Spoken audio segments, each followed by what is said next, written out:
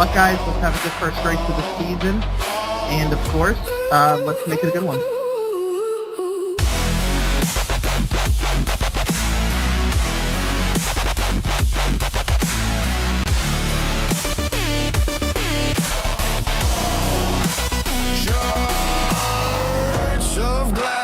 In my veins, every step a jagged refrain, crawling through the static haze, burning skin against the blaze. Is it worth it to keep moving when the edge is calling me? Push past the pain, feel it break, feel it crack through the static, no turning back. Push past every scream, every scar. I find out who we really are.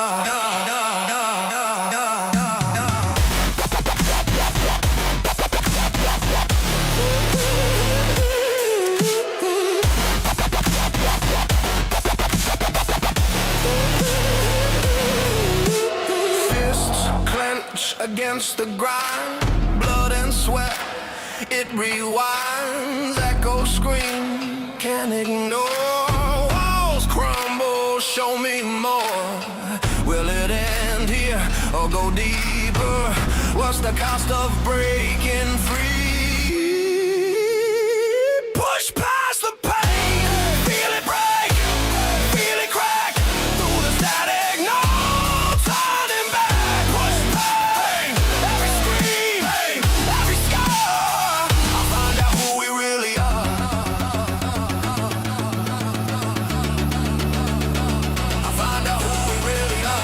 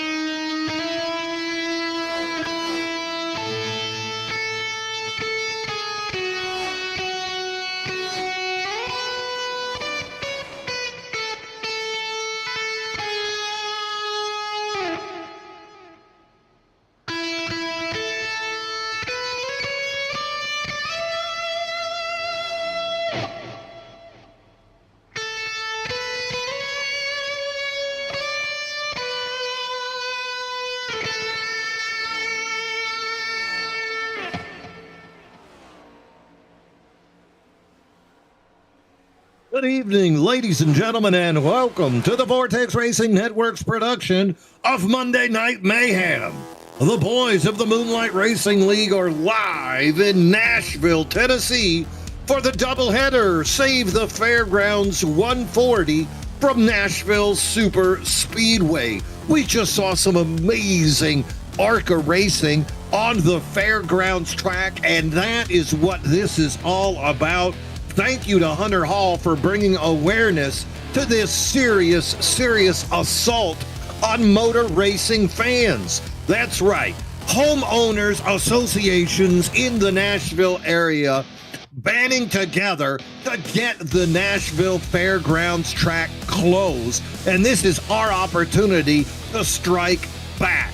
The doubleheader Save the Fairgrounds is an opportunity for us to donate money to the movement already to preserve the fairgrounds. So if you're interested, SaveMyFairgrounds.org is a place to get more knowledge. We're too wide in the booth tonight. Mean Gene Money, Zach Panzarella bringing you all the action. This is race number 10 of our 13 race regular season.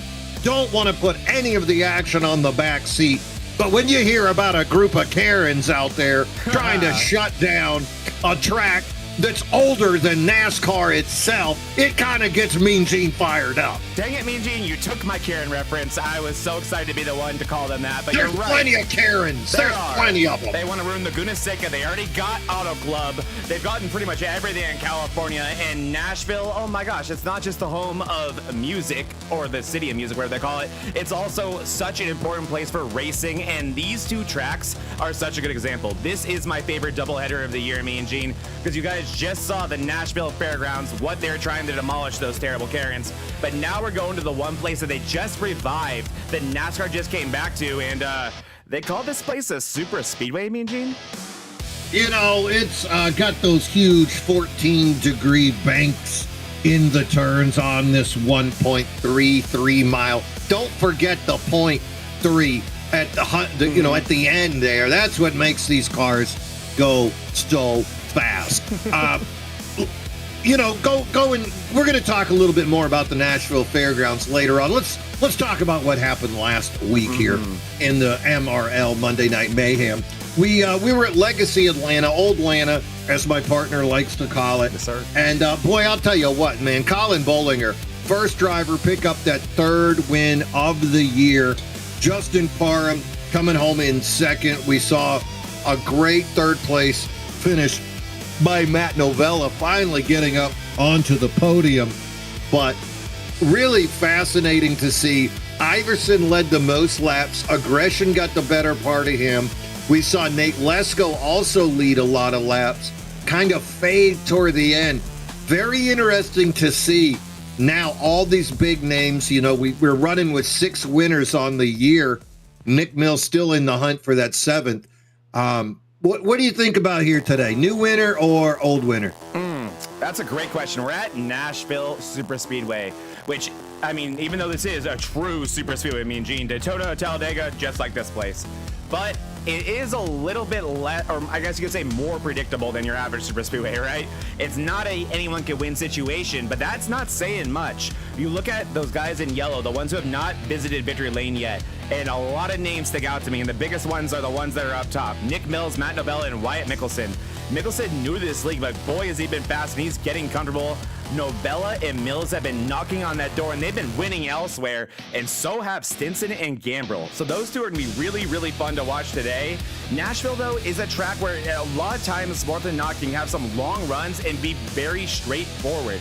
So don't be surprised if we're watching the Applegate, Bollinger, and Iverson show today.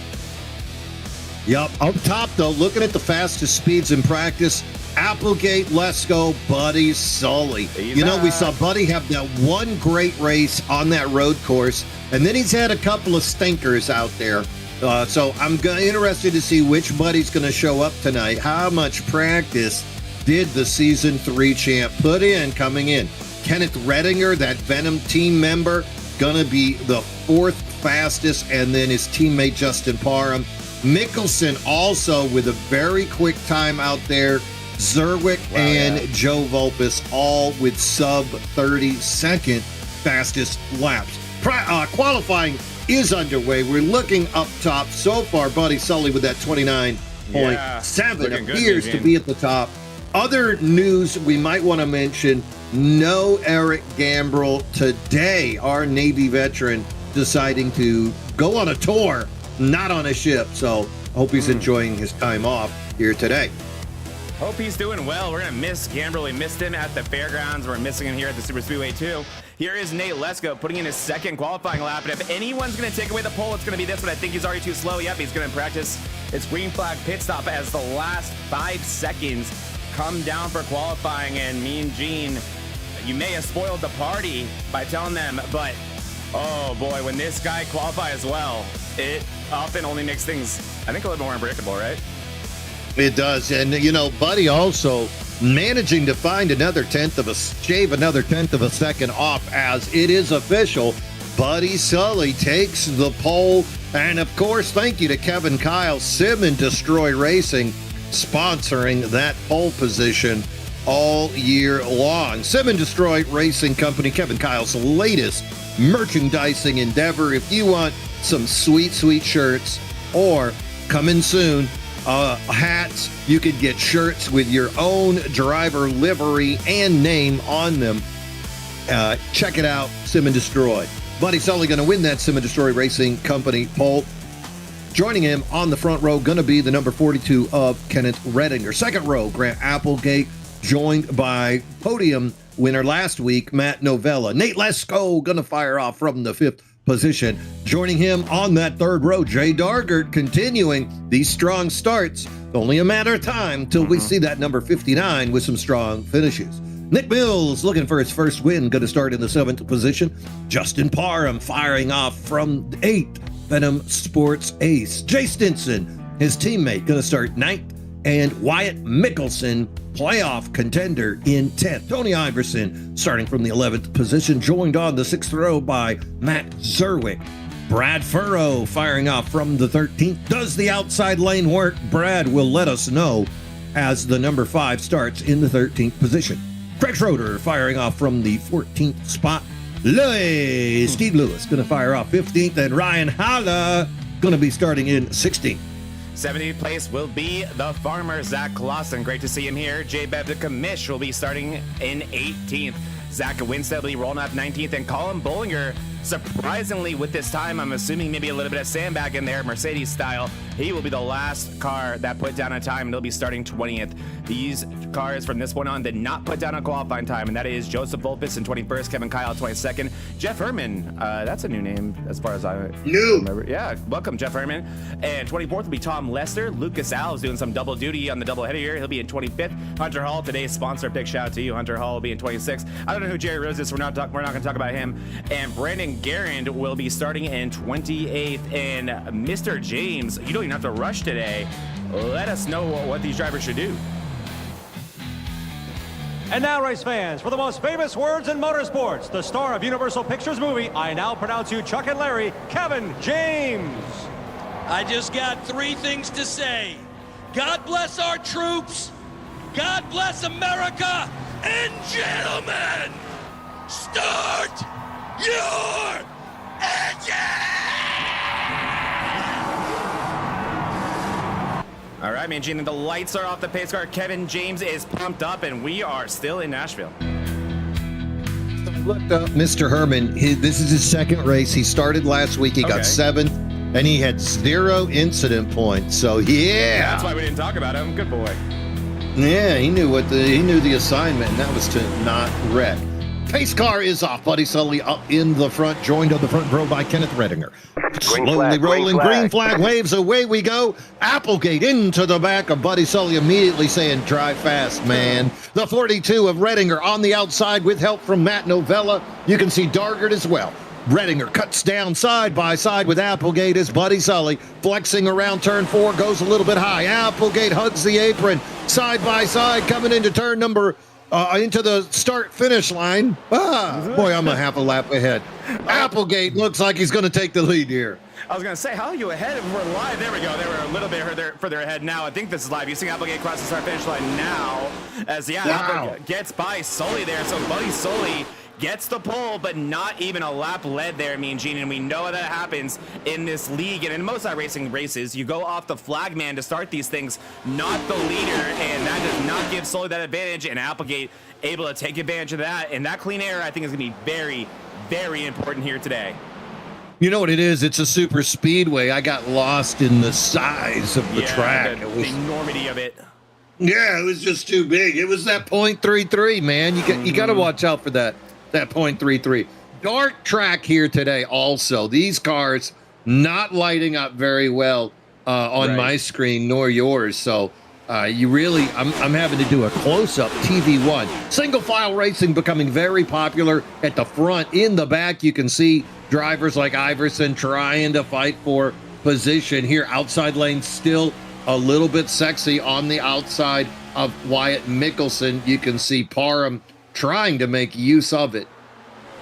Yeah, doing a great job here. You definitely are seeing a lot more intense racing happening further down the field than you are towards the front. Single file already up front, but no such Look at case Iverson over here. Yeah, and we're used to this with Iverson. And interestingly, when you see this with Iverson, normally he's on a mission, right? He's gotten up one position so far, man, Gene. Well, he's starting early, but he's already into the back there of Mickelson. Mickelson and Justin Parham still trying to determine who's going to take over that number 8 position. And Iverson behind them, you know he's getting frustrated. I think he's polishing a tombstone, about to hand that out to somebody. I think so as well, Mean Gene. Here it comes. It's coming. Patience never abundant as it is, and you see Parham understanding that, giving him the inside and a little bit of room to boot.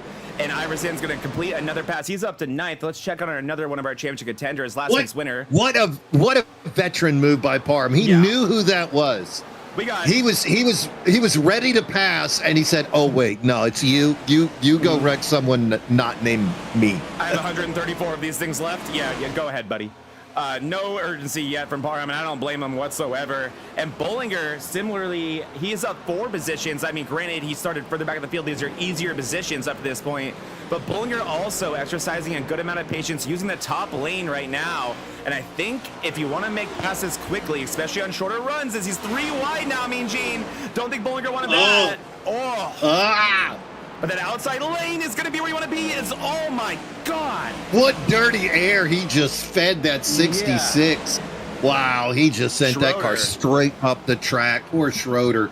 Meanwhile, I still got my eye on your boy Iverson up here, and he is just driving out the wheels. He's now into 8th after putting a undercut on the 51 of Mickelson, and now he's behind Nick Mills, Jay Dargert.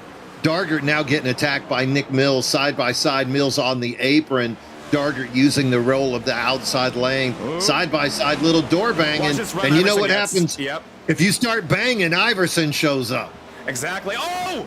Big wreck, Mean Gene. Around Yellow those flag mills. is out. Yep. And that'll we're do under it. caution for the first time here in Nashville. Look, he's doing a reverse Hail Melon. He is. Doesn't work quite as well. And on a super speedway, too. Never going to work at a track this size. All right, first caution of the day is brought out here on lap number 9. I know it's not the right league, but you know what? I just love doing it. So let's see here.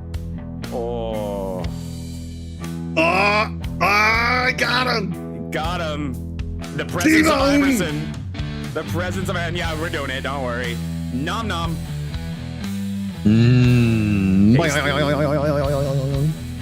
Early to be eating steak. Sun's not even all the way down yet. Wow, Nick Mills turned around the wrong way, and I'll tell you what, you know, I love looking at Nick Mills each race and figuring out which driver behind the wheel. Is it going to be the calm, collected Nick Mills that we see win a fuel strategy race? Or is it going to be the Nick Mills who's been backed into a corner? I think we might get spicy Nick later. Yeah, we got our answer early of what Nick Mills 1.0 at least is going to be. Still have a lot of time. This is a pretty long race, 140 laps here today. Stage at the end of 70, but no caution for that. And clearly, a lot of the drivers are already thinking about that. I'd be shocked if this is anything besides fuel only here. I know. I love looking at the. I'm taking an eye at Dargert here. That's who I'm watching, just because he also had a little contact on that front right. He is staying. I think he's getting a little bit of repair done. Other guys, though, absolutely, you can see 5 seconds, 6 seconds. That's all about getting the fuel. Now, Zach Winstead, Simmons Destroy Factory driver, number 27 Ford, he did have a 10.27 second lap, but I think maybe that might be damage related. I didn't see him in any incident. I didn't either, but that does sound like it, unless he accidentally forgot to uncheck something. Because that car looks perfect. That'd be interesting and fun. Yeah, I'm watching him come in. Does 6 laps matter? He's just chilling, yeah. He's just chilling. Hey, sometimes you gotta pee, and you're like, I'm already back here. Whatever. Yeah, he didn't take tires. So all those guys, like you said, they did choose to come in. 14 drivers stayed out on the track. You can see 15 on back. Ended up. Here comes Tom Lester. He's going to come for another visit. That's that number 6 Chevrolet rolling down pit road, deciding maybe another little splash might do him good. Up front, Buddy Sully now is in second on this restart. Grant Applegate picking the outside. Not a did he back up? He went forward first, and I wish he could hear me. I was like, Lester, go back. And then he figured it out. I saw that happen actually a few times. I'm wondering if there's something about these pit boxes. Maybe they're smaller, thinner. Maybe the pit road speed's a little bit higher than these guys are expecting. But we saw 2 guys miss their boxes there. You know what? I think his crew chief's a comedian, and if he goes too far, he plays that Beatles song, "Get Back to Where You Once Belong." And so Lester just wanted to hear the sweet, sweet tunes of Paul McCartney and John Lennon. Who doesn't? So did Sully learn anything on that restart? Applegate will be the control car here, but Sully not going to want to get eaten up again. And interestingly, too, Mean Gene, Applegate choosing the outside. What did we learn? Here we go. Applegate on the outside, leading him into the restart zone. 3, 2, 1. Away we go. Quick jump there by Applegate. Gets 2-3 car length lead. Sully does slow the progress of Lesko behind him. Novella now going high with Sully. Sully with speed now, coming around that 3rd lane here at the Super Speedway. Sully going to hold on to second, but Lesko taking a peek underneath behind them. Iverson and Matt Novella trying to figure it out. Iverson up 7 spots now into the 4th place position. Oh, Novella fighting back down around the outside. Great battle early between the 56 and the 13. Wyatt Mickelson, part of this group, going to take a peek under Iverson. Iverson says no, shuts the door quicker than a high school prom date, and the battle continues here on lap 13. You saw Serwick there with a little bit of a hit to the outside wall. Didn't look too detrimental to him, but it just goes to show that the turn just really isn't there on that top lane yet. Maybe as this night goes on, as the temperatures continue to go down. But Tony Iverson there with a massive restart all the way up to the top 5 already. Applegate checking out, Sully able to protect second place. And that inside lane, Mean Gene looking very dominant early on. And man, as impressive as Iverson has been, Bollinger that much better. He is up 13 spots up to 7th place. Talking about that inside lane, that kind of brings up one of our sponsors. I want to give a big shout out to Jordan Fisher and Fish Speed Brake, sponsoring Moonlight Racing League's Monday Night Mayhem all year long. Jordan Fisher and his team of coaches on Discord with the use of Garage 61 will give you techniques and tips to make you faster. If you're an amateur, they'll get you on race speed. If you are already at race speed, they'll work on your pit stops, they'll work on your qualifying, whatever you need to get ahead. Jordan Fisher and his team of coaches there to help. Now, Zach, you had the opportunity to work with Jordan on a track guide that is available right here on the Vortex Racing Network. And inside lane is something Jordan might have harped on. Yeah, he did, and he definitely talked a lot about that. It's what's going to protect your tires, and that this is not a race you want to get greedy early in. Watching Fisher race was just such a joy, and watching him put in his laps and getting to ask him really whatever I wanted. Man, I could not recommend watching those videos enough, because I walked away from that filming session with him just thinking I was that much smarter of a racer because of that. But Fisher really talked a lot about how disciplined you're going to have to be with these lines in this middle portion of these runs. And then if you get too greedy, if you defend too much, like you just saw Sully having to use that outside to try to hold off Lesko, and then him eventually giving it to Lesko, giving that second place to him, not wanting to spend too much time on that outside. We heard a lot about that from Fisher, and then saying as the run goes on later in the run, the outside may come in, but only if you have already protected those tires up to that point. And the only way you're going to do that is by being disciplined on that bottom. That's exactly what we're seeing. Lots of single file racing all the way back. You can see Really all the way back, until, yeah. until Garin battling with Michael Mata, except for those two guys. Oof. Oh, and Mata going to give him a little touchy poo. Garin forced to use the outside. These guys battling for 15th position right here. Only about 7 seconds behind the leader, though. Applegate, he's got a nice 1.5 lead over everybody up front, but that is the hottest battle on the track right there.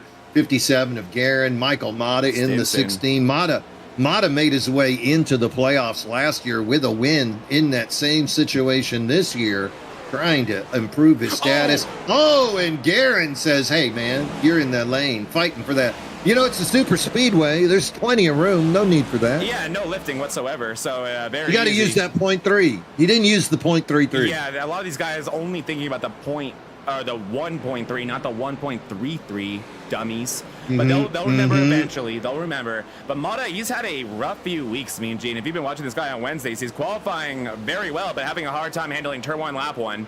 And taking you with him most of the time. But Mata, I think really the name of the game of him is don't qualify well and give yourself a chance to drive to the field. But oh boy, you know what's also not helping is Brandon Garin is a disappearing man, and he's been that way since the green flag has dropped. Brandon Garin, I mean, I think a lot of people right now experiencing technical and connection issues. A lot of the country dealing with some pretty poor weather right now. Yeah, even down here in the South, I'm in Alabama, we got a little bit of snow earlier. It didn't stick on the ground, but that cold front coming in really threw things off. Now we're looking at Garin and Mata battling there. Garin is in 14th. He's 29 points out of the playoff picture. Mata 9 points behind Garin. So these are a couple of guys that have had playoff speed, just haven't had the breaks. As you mentioned earlier, Mata, a little bit of difficulty, and we've seen Garin also suffering the same ill effects. Now, Mata is one race down. He did not run one of the races this season, so that's 30 points. It might have helped him one way or the other. You add that 30, and suddenly he's about 9 points out of the playoff. Woo, look at this. Novella. Yeah, Oakley versus Zombie here. Matt Novella trying to defend off Iverson. So this is Iverson attempting the pass, and let's make this a little bit better and add somebody that both of these guys, very close friends. They get drinks often. Colin Bollinger, Matt Novella, and Tony Iverson. These three love one another. So this is going to be good. Yes, they do. And one thing I'm noticing here too, me and Jim, we just saw it there with the 41. Ryan Holla, he seems to be experiencing connection issues too. I'm assuming he's somewhere in the country that is dealing with weather. He had a connection issue towards the backstretch wall. He came back, but because of the net code that we talk so much about, that happens whether or not you have a car near you. If the game's not fully understanding where you are, it hit him against the wall. You saw the smoke from it. So that's another issue that these connections issues are gonna present with these drivers. And I can relate, me and Gene. I'm over here in California. It hit the 60s today, so I'm feeling the same pain all you guys are. Did this mother just call this a game? What on the heck? I know, when I said it, I was like, oh, please gloss over that. Please gloss over that. No, I'm going to call it out. For the rest of it. I All right, want so you to interview Bollinger. Like, did you call it a game during the race? call it a. All right, so it looks like these three have finally figured it out. Iverson is ahead of Bollinger, who is ahead of Novella. So Novella, the one that said, all right, I will back off for a minute and let you boys have your fun and wreck each other. Iverson 4, Bollinger 5, Novella 6. Looking at the last lap, that also was costing them time. They were 0.2 of a second off the leader. Novella was actually further behind, so now they're back into that single file. Everybody in the front there, top 6 drivers, back to Matt Novella, all running about the same time, 30.4 or 30.5. Now, once you get to 7th place, Mickelson back, you actually see a little bit slower by 1/10 of a second. That's Mickelson, Vulpes.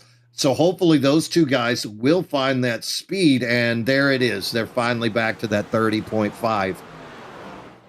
So good battle there. Top 9 guys running roughly the same speed. And then we see a gap back to Justin Parham and Craig Schroeder 9 and 10.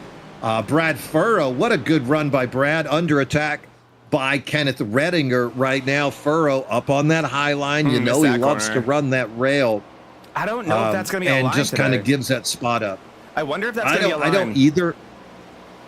Yeah. Furrow's still up one spot from starting, so he's still got to be pleased where he is. But you're right, he's going to have to find a new way to get around a super speedway. He is, and I guess with any other super speedway, it's just a matter of getting around this place the shortest way possible. And so much to where it negates the benefits of the outside lane. Maybe if we're able to go, I mean, do we know exactly how long these guys can go? My assumption's around 40 to 50 laps, probably somewhere in the middle of that. I think if there is a top lane, you'd see it lap 35 to 40 to where you're going to have to be close anyway. We'll see, me and Gene. We'll see. I don't want to be pessimistic about it yet. And one thing that's important about Nashville, too, is it doesn't need multiple lanes to race well. This is one of the few tracks that can be a one-lane track and still race very, very well. Yeah, it's interesting. You can actually roll that second and third lane and still get pretty decent acceleration on exit if there's nobody there. Now, if there is somebody there, you can get an advantage rolling in that second or third lane and try to pinch them down. Buckle up, Mean Gene. Here we go.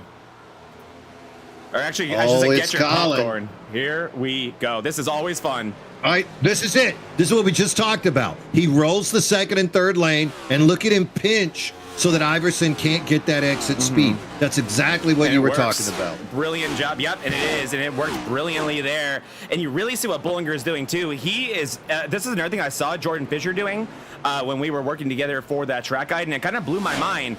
He was intentionally grazing the wall on entry. Like, he didn't not mean to be doing that. He wasn't saying, like, oh, crap, I got to stop doing that. He meant to do that. And you're watching Bullinger, he's doing the same thing. And if you watch the track guides, you were watching Jordan Fisher raise that outside wall on the entry of one. And we'll see if he does it. And what that tells me is that this track is so hard to turn in. There it is. You see him kind of touch that wall just a tiny bit. That you really need all that racetrack, which is also why you need to be on that quarter panel if you're using the outside, because it's not even as much about that big run you get. It's just about squeezing them. Like you were saying, I just need to kill Iverson's exit. I'll worry about mine afterwards. You know, another guy we ought to talk about for a second's got to be Joe Volpus. Volpus is running really good lap times, and he has closed that gap almost all the way up to Mickelson.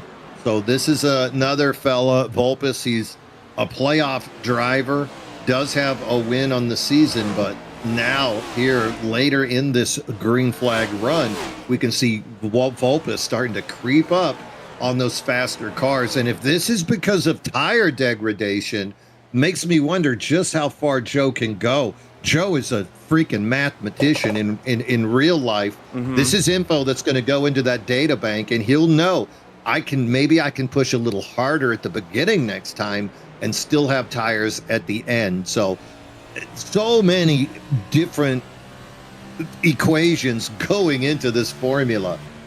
Yeah, and on top of that, and this is why we're running on board with Volpus, this is just a pure curiosity thing in there. He is not doing it. But this track, more than, I mean, any other super speedway, but really any other even cookie cutter mile and a half, this track, you can really, really save fuel here by pulling in the clutch and using that lack of engine braking that gives you, or just by using the engine braking and less throttle. The checkup point is so early here in Nashville that it's very, very easy compared to other tracks to maybe get 5, 6, 7 laps of fuel that you may not otherwise have, that your competitors don't have. And like you were just talking about, no one in this field better at math and better at doing that math and executing that math than Joseph Volpus. And I would say, too, the past 3 weeks, for his recent standards, Volpus has been a little quiet. Such a dominant couple months he had.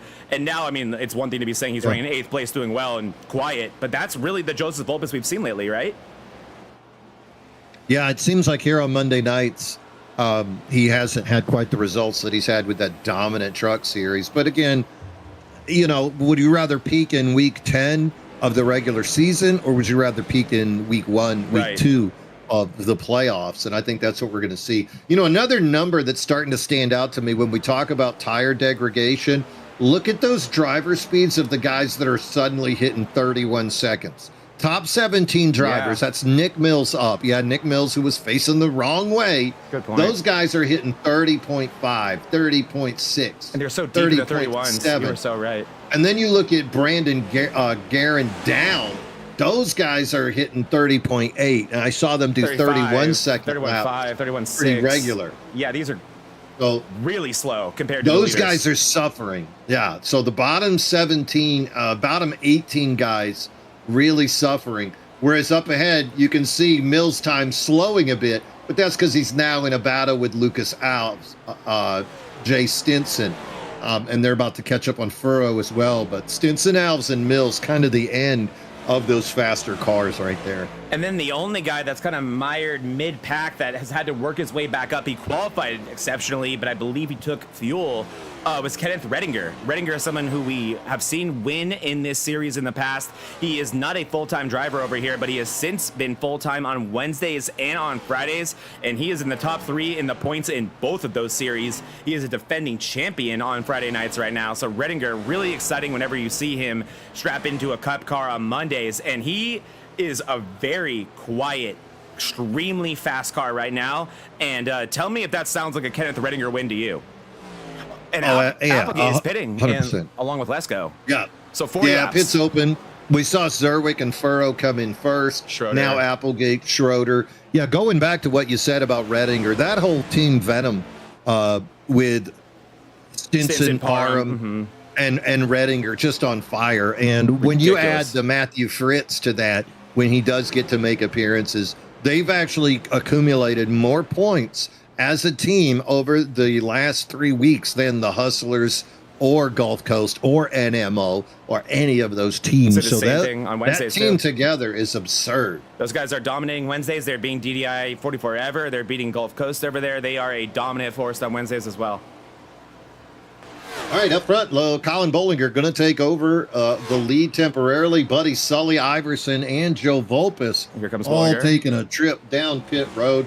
As I look at the times of the guys that have pitted here on lap 39, lap 40, they are taking 4, except I wonder about Grant Applegate, 11.77 second. Why? Much quicker than the 14 and 15 second of the other guys. Is he figuring I'll take it here for track position? Not was in the sure, lead. because he was. Lap traffic is going to be an issue. I didn't want to say it yet, me and Gene, but I was going to say, you know what's going through Grant Applegate's head in that helmet right now. When's this going to go wrong, right? Because we've seen Grant Applegate win a championship. We've seen him win races, and it's very rare for Grant Applegate, and I can emphasize with this because I feel the same way, to dominate a race and to win it as well. The yellow flag Caution is is out, out. me and Gene. Caution's out, Garand around from what I'm seeing. And there's a couple other things I wanted to bring up, but I don't think we're going to see them. We sort of are. It was a visual cue to me, but Bollinger's entrance, to the pits looked criminally slow compared to his competitors. I saw Novella get about a second on him, and yeah, unsurprisingly, Bollinger has lost considerable position on that cycle. Well, Colin traditionally is one of the best green flag pit stop drivers on the track. That's why it stuck out so much. So to have him do that means that he probably had issues in practice, or no practice at that, or didn't get the practice. All right, so looking at this, yes, all of the drivers on the lead lap. There's 14 cars on the lead lap. They all need to pit. Last pitting on lap number 9. Yeah, well, they're gonna try to pull a Jerry Rose. They pit on lap 9, Gene. They can go 9 more laps. Nah, they go. I don't know if I'd risk it. Now, if I had a teammate, exactly. If I had a teammate that wasn't in the playoff picture, all right, here we go. I'd be like, hey, buddy, hook me up. Any cuteness? Keep them all down. Anyone gonna be cute? Anyone wanna be cute? Redinger? No. Nah, everyone's being nice, Mean Gene. So this is what we gotta start getting in the comms and be like, guys, somebody don't pit. We'll pay you $5. Nice. Speaking of paying people, did you know that we have a sponsor that you could pay to get an amazing memorial trophy of a great accomplishment. That's right. KK Woodscapes sponsoring trophies across the Vortex Racing Network umbrella, sponsoring and donating the championship trophy for season 6 of Monday Night Mayhem. KK Woodscapes he picks out the wood, stains the wood, chisels the wood, burns the wood, laser prints the lettering for you. You can design your own trophy within reason, of course. Remember, we live in a 3-dimension. We're not in the 4th dimension. You don't get to no Tesseract designs, okay? But still, you can look out there and just see right there team trophies, in-season trophies, championship trophies. Let's say you got fantasy league you want to celebrate. Perfect opportunity. Reach out. KK Woodscapes, making trophies for years. Get a piece of that wood. Yeah, that was a good one. So what that does do, so we were definitely hoping that a few guys would stay out just for the drama of it all, but it doesn't fix everything. Not even close, Mean Gene. Quite literally, it doesn't fix anything for these guys besides the fact that they have their lap back. Because here's what it doesn't do. This is a cluster of bad things for iRacing, Applegate, Lesko. If you're a championship contender and you were running up front in this race, you're screwed right now. Because here's situation number 1. You're starting behind all these cars who are on the lead lap. They did pit. So you do get your wave around, you do get your lap back, but you don't get to pass them. You're not in front of them. You're still behind them. So they are all going to be, I think, at the very best, Applegate will be in 13th to start this. And it gets worse from there, Mean Gene. Those guys pit on lap 40. It will be about lap 45, 46 when we go green here. They don't get to pit again. If they want that lap back, they don't get to pit again. So they have to stay out. So and did you see the other foolishness? No, what else happened? Okay, so High Side Hustlers in that team chat, Iverson and Grant Applegate both take right sides only. Oh, they didn't. Oh, this is so bad for them. Both of them. Meanwhile, Buddy Sully, who's also in that chat with them, Sully he pitted on 39, but he took 4. I would have loved to have been in that when they're like, hey, buddy, we're going to take 2. And he's like, I don't know about that. Yeah, we're going to take 2. You should do it. And I don't know. Oh, my. Now Buddy's in the captain seat. Away we go. Justin Parham in the lead. Michael Mata giving chase there on the apron, bringing him into turn 1. Redinger, Stinson, Nick Mills. Nick Mills going to take a peek underneath. Stinson taking over the 4th place position. Team Venom with 3 of the top 5 positions. Oh, that is Zach, rough. what's going on with these guys? They are just geniuses. They're playing chess while all these other guys are playing Let's Go Fish. They're not even playing checkers. What a brilliant, they kind of fell into it, but who cares? They can call themselves geniuses all they want. Because Mean Gene, I am not exaggerating. This all falls on the cautions now, but if it stays largely green here and we have a regular race, this is the cast of characters who have a chance to win this race now. It is no longer Applegate and all them. Look at Nick Mills. I know which Nick Mills is behind that this is wheel. so bad. They want a caution, Mean Gene. These guys need a caution, and they're like, I'll bring it out. I'll help it out. Wow, Nick Mills dove under Redinger, went so hard he plowed up the track in front of Redinger, and Redinger passed him back. It's Psycho Mills behind the wheel tonight on lap number 49. That number 20, hungry. Meanwhile, you know who's hungry? Look at the new leader, Michael Mata. He might be 40 points out of the playoff picture, but he's 1 win away from a Willy Wonka playoff ticket. And that number 16 MC Motorsports Ford making it happen right now on lap 49. 140 scheduled today, Zach. That means that stage points will be awarded on lap 70, but no caution scheduled. Yeah, and you know that field is desperate for that caution. You can tell by the way they're driving. Look at Applegate. Look at all these guys. They are putting their competitors in the worst situations possible. They need cautions, Mean Gene. If this race stays green, I cannot emphasize this enough. I do not think any of those guys can win this race unless they get cautions at the right time. Right now would be too early, in my opinion. They would need it 20 laps from now. As you see Iverson get into the back of Kevin Kyle there, the patience is out the window. I mean, we just saw this happen in the Fairgrounds race. Right before this, in the DDIRL ARCA series, the dominant drivers getting an ill-timed caution of their own doing, and they go a lap down, and what happens, Mean Gene? An entirely new set of characters takes over the race, and they're the ones who won it. Yeah, Danny Sanchez getting that win, and he started Shout out in the Danny back Sanchez. of the field, choosing Lap not one. to qualify. Yeah, so he got into a crash there on lap 1, survived, and then wins at the end. Meanwhile, how about Kevin Kyle? This dude is getting victimized right now. is. Kevin's out. He's out there saving his tires. This is a very cautious approach by Kyle to save the tires for the late run. You've got the data to tell you how far you can push. Some drivers, there's no way that a 2-tire Tony Iverson is even thinking about saving at this point. He's just dropping the hammer for lap position. You can see as well drivers like Matt Novella pushing it.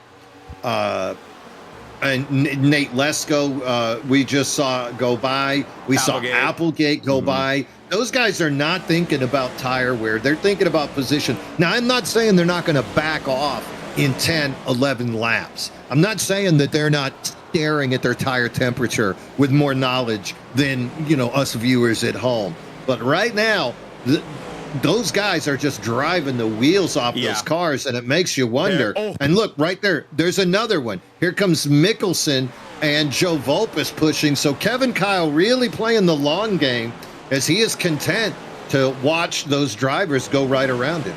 And that sounds like Kevin Kyle. I mean, just last week we saw him nearly win a Tuesday race by the just brilliant Kevin Kyle strategy.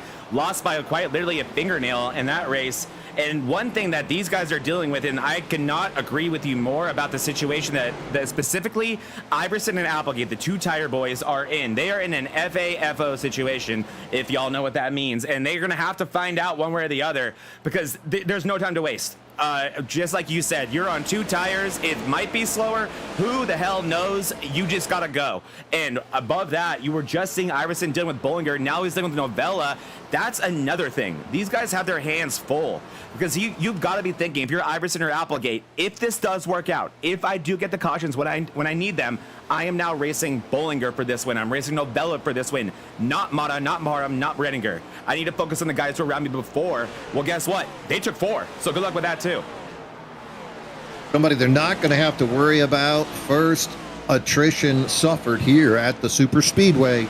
Brandon Guerin has to park it, the number 57, done for the day. I'm thinking it was a connectivity issue. Too. I didn't see him with any contact out there. So he's on the East Coast. Hope everything's okay for you, Brandon. So he's probably dealing with those weather issues. Good luck out there to Brandon, longtime friend of the league and admin of the Thursday Thriller series, which is back underway. If you happen to love an O'Reilly's car, making my debut this Thursday. O'Reilly's. Yeah. Oh, are you now? Yeah, I'm here to ruin that race for you too, me and Gene.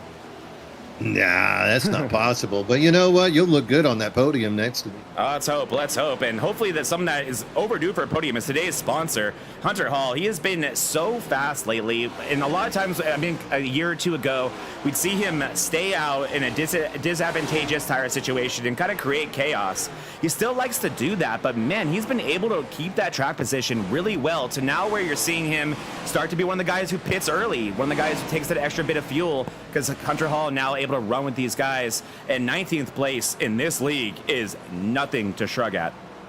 No, because everybody's fighting forward the entire time. All it takes is a little bit of damage to the car, a little bit of scuff on the tires, overheating them, and you're going to quickly find yourself back in 20th, 21st, 22nd position. Speaking of guys that are fading, remember Jay Dargert?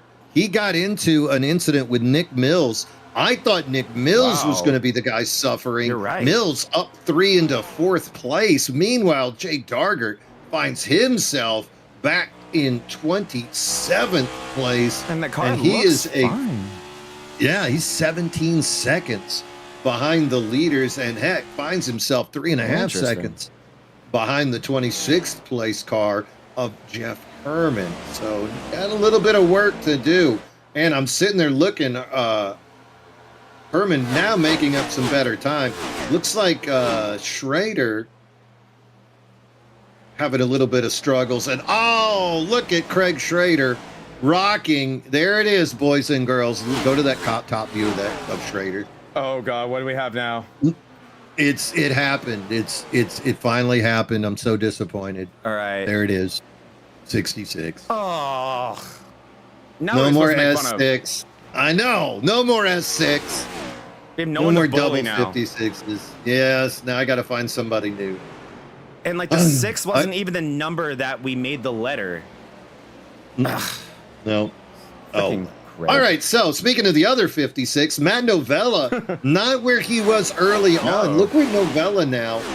Still in the middle of a tires battle. He's got stopping him. Vulpus behind him, but he's got Lester in front of him and Tony Iverson in that little group.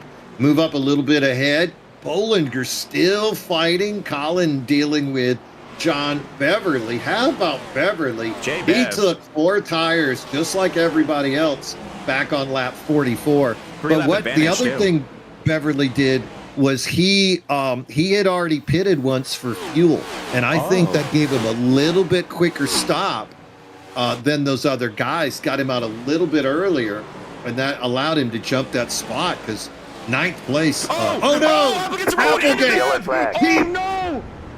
T-bone! I mean, we hit it right now, don't we? Yeah. We don't need a replay for that. Oh, that's huge. Okay, so death, taxes, and the dominant car has no luck at Nashville, right? Oh yeah, this is the track that Owens built, and I mean he ain't even here. Oh, what happened, Grant? He I just don't know, I'm loose into rewinded. one, Mean Gene. He just loose into one. Way too low on the apron, and you can't touch the apron, and then his best can block impression. Yep. He got sideways. He comes up. And this is He not. almost touches Hall. This was not a And case of Beverly ARCA nowhere to braking. What you're go. about to see here. This was not ARCA braking. Oh, what was Bev supposed to do here? Oh no. Nothing. If he goes up, he hits the wall. Yup. Yeah, he's already committed to that. And then, oh, look away, children. You're not old Yep. enough to eat a T-bone steak yet. You're not old enough. Oing, oing. Okay, we gotta go cockpit for J Bev there. And I swear to God, Mean Gene, every time we talk about J Bev having a good day, this happens. We gotta just start ignoring him. All right, so this is real time. He's like, okay, cool, he's going down, I'm fine. Yeah. Nothing Bev can do. So unfortunate for both Bev and our defending champion. All right, so into the pits goes Grant Applegate. He's got to get this thing looked at. Somebody stayed Try out. to make a call. Do you see who stayed out? No.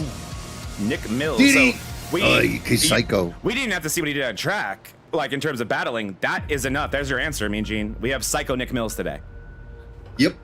All right, so Grant Applegate is your current points leader as well, with a 13-point lead over Lesko. This is gonna hurt, boys Yeah, and not girls. anymore. Not anymore, my friend. That's gonna do it. I'd be shocked if Applegate can keep that car rolling. And that's it. Look at that. Greg Schroeder stays Oh. out too. Mean Gene, look at that rear tire. Oh, it's wiggling. It's wiggling. It's off the car, essentially. Try to get a better look at it. That is bad. There it is. Look at that, Mean Gene. No. Yeah, that is that's what I do to my cars, but I do that on purpose. And I can tell you what it feels like. I would not drive over 50 miles per hour with my cars, much less 180 around here. All right, well, he's got no choice. He's got to just bang it out and try to do his best. To I stay. wish I was wrong about that. I told you, whenever that guy dominates a race, it's just like, when's it gonna go wrong, right? All right, so looks like Brad Furrow, Tom Lester, Is that this? also going to come in to get a little bitty top off. It could be. That's lap 66. Let's Yeah, well, we're on lap I'm gonna- 66. I'm going to do a little investigation. Yeah. Cover for me. I'll see you in a minute. Yeah, so me and Gene gonna go and get to the top of or the bottom of this, I should say, get to the top of the league, talk to them. My assumption is if it's 66, we'll come to 70, 67 No, here. we're Not not. the stage. That's what I thought. I was gonna say it's not the stage. So it's gonna be a 3-lap shootout here. Okay, so that makes sense of why Mills would stay out. Yes, it does. Yes, it does. You're right. He wants them points. He hasn't won yet. You know, yeah, Nick Mills ain't won. He's the highest point setter, point stander that has not gotten That's the term. a victory yet. Yeah, point setter, point stander. Oh, no. Nick Mills, though, is in 6th. but he's 75 points behind Grant Applegate. Now, he does have to feel good about his lead that he has 43 points over that number 12 cutoff position. He does, and this will only help quite a bit. Same goes for Schroeder if they're able to hold on. This is going to be messy. I like it, Missy. Pace car out of the way. Green flag away we go. Nick Mills on the outside. Great jump. Craig Schroeder stalls on the inside. Mata angry, pushing very hard, as is Redinger. Mata Redinger now going to go into the middle. Look at Mata shoot the gap.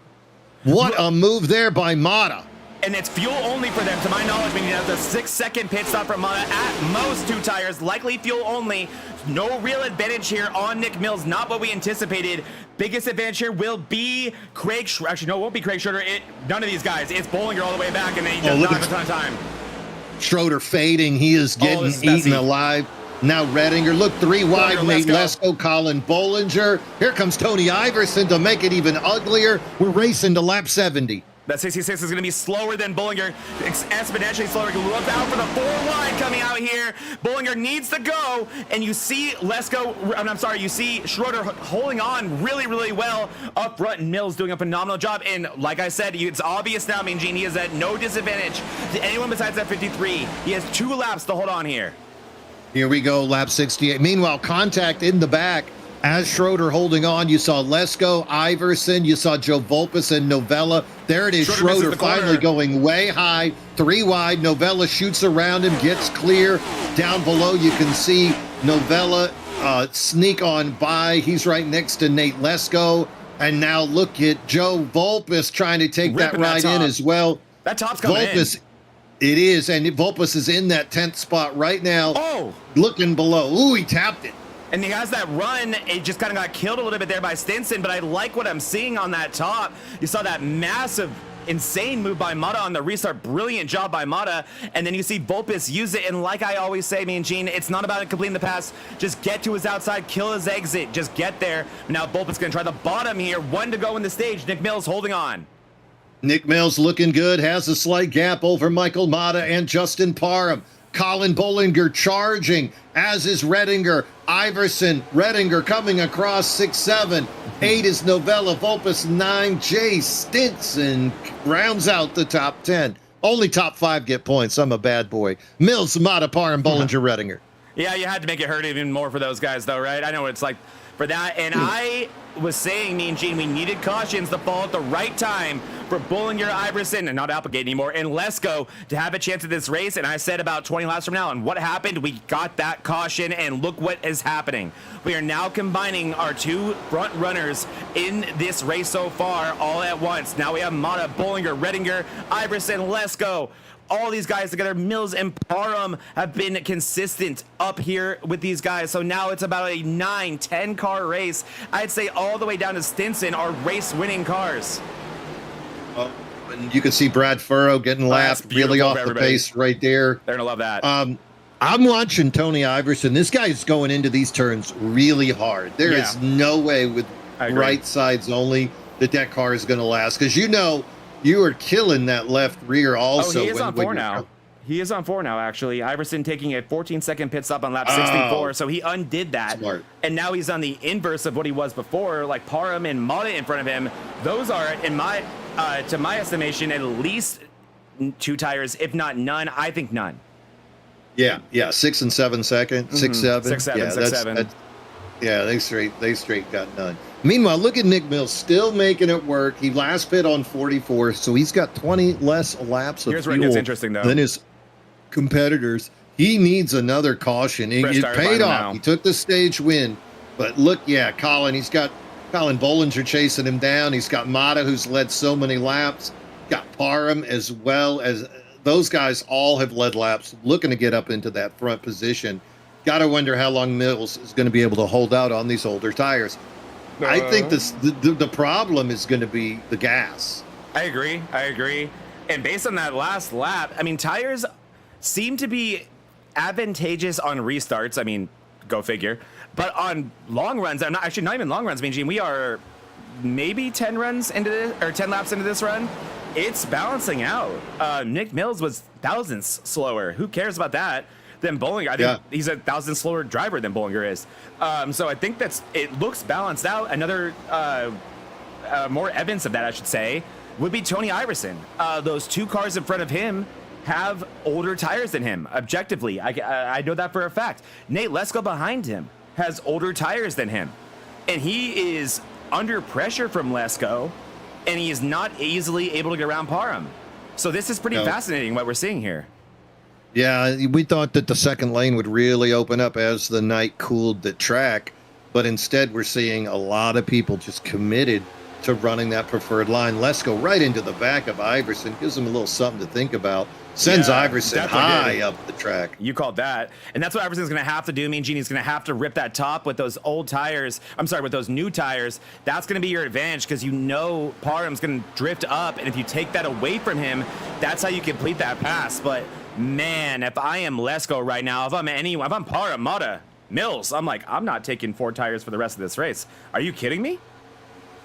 No, I think we've evidenced it right here that breakdown, that making everything the same happens very quickly. And Bollinger is here. Yeah, you know what? Let's do a little 30-second jump in. Got a guy in the pit down there, Mr. Grant Applegate. Can you hear me, brother? Yeah, I got you, unfortunately.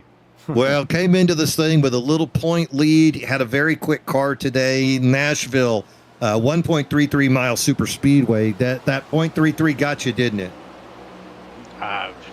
No, the caution coming out in the middle green flag pit stops is what got me. But yeah, it's always something. I can't be consistent anymore. Don't know why. Are you talking to us while driving? No, he's back on the track. Yeah.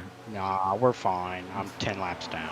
Now, let me ask you this. You went with the 2-tire before anybody else. We're watching this race now, and it looks like the fall-off is not that great for those 2 tires. Did you know that going in, or were you experimenting? No, I knew that going in. The tires meant pretty much nothing. I was going to take 2-4-2 and was going to run away with it, but cautions, as always. So, yeah, I don't know. Frustrating, to say the least. At least he didn't bring it out. I did. The second time.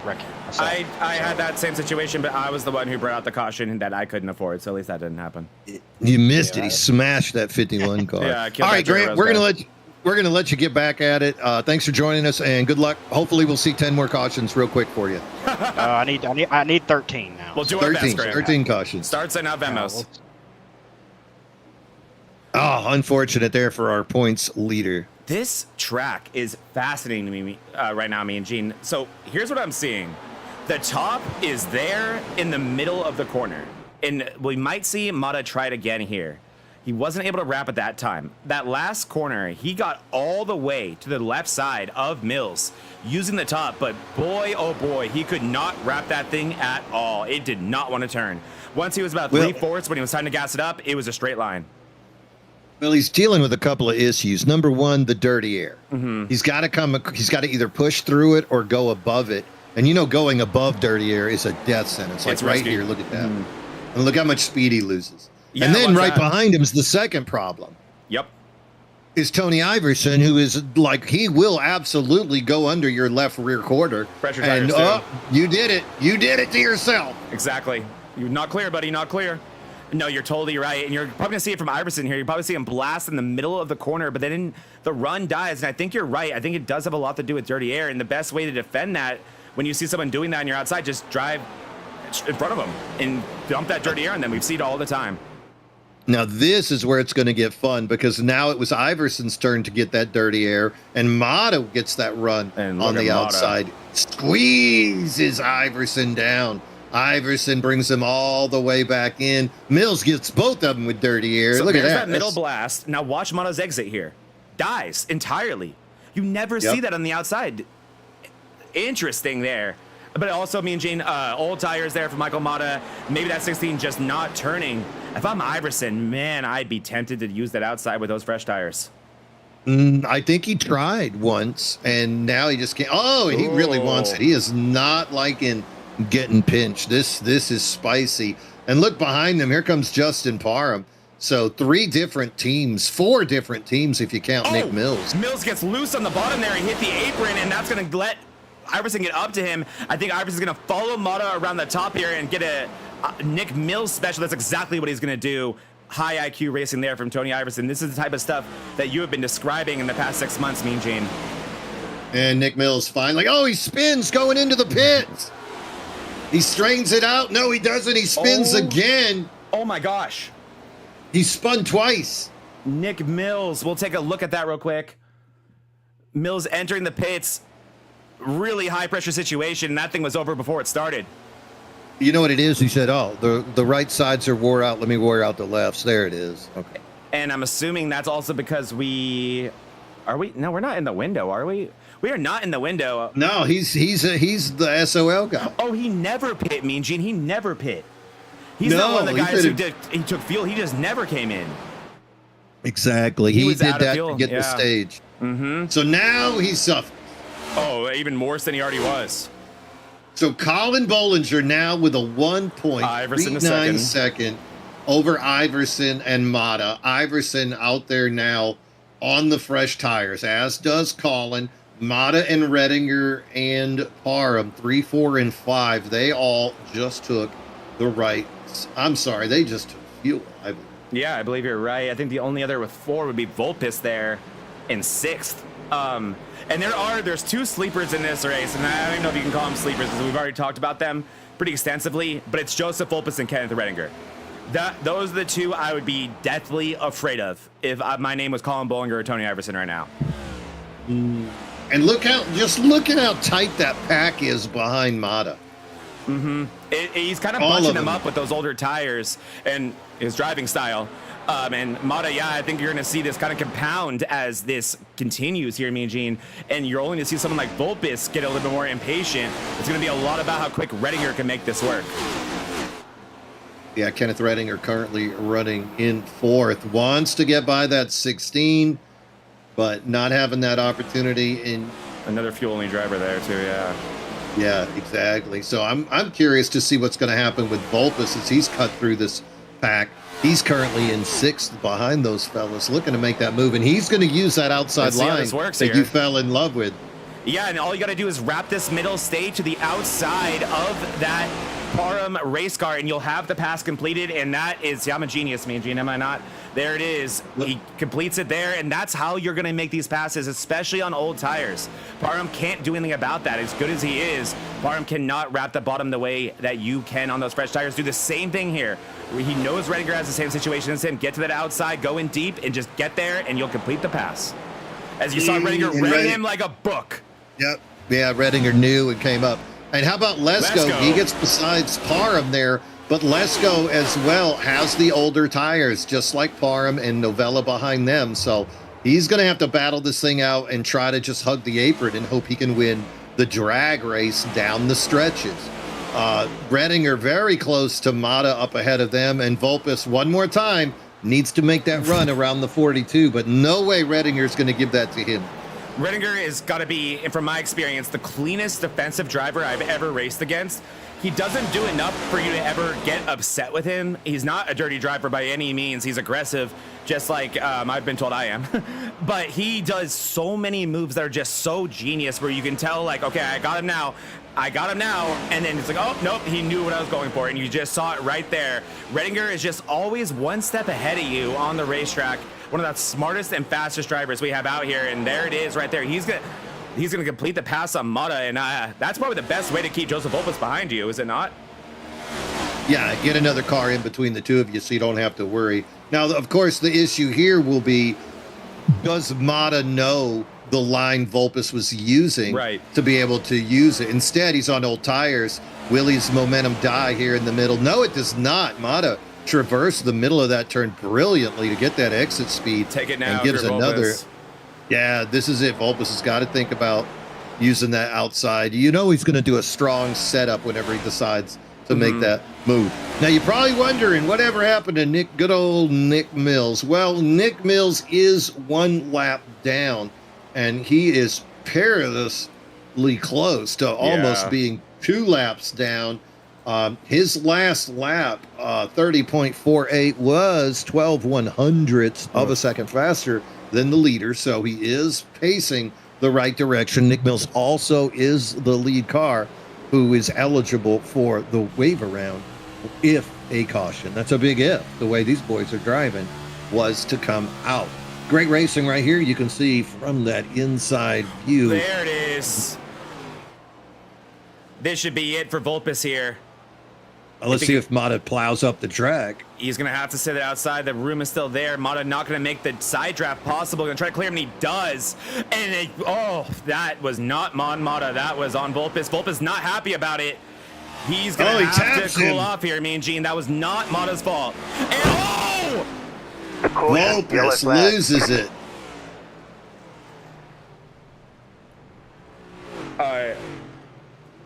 That's a coworker of ours, so...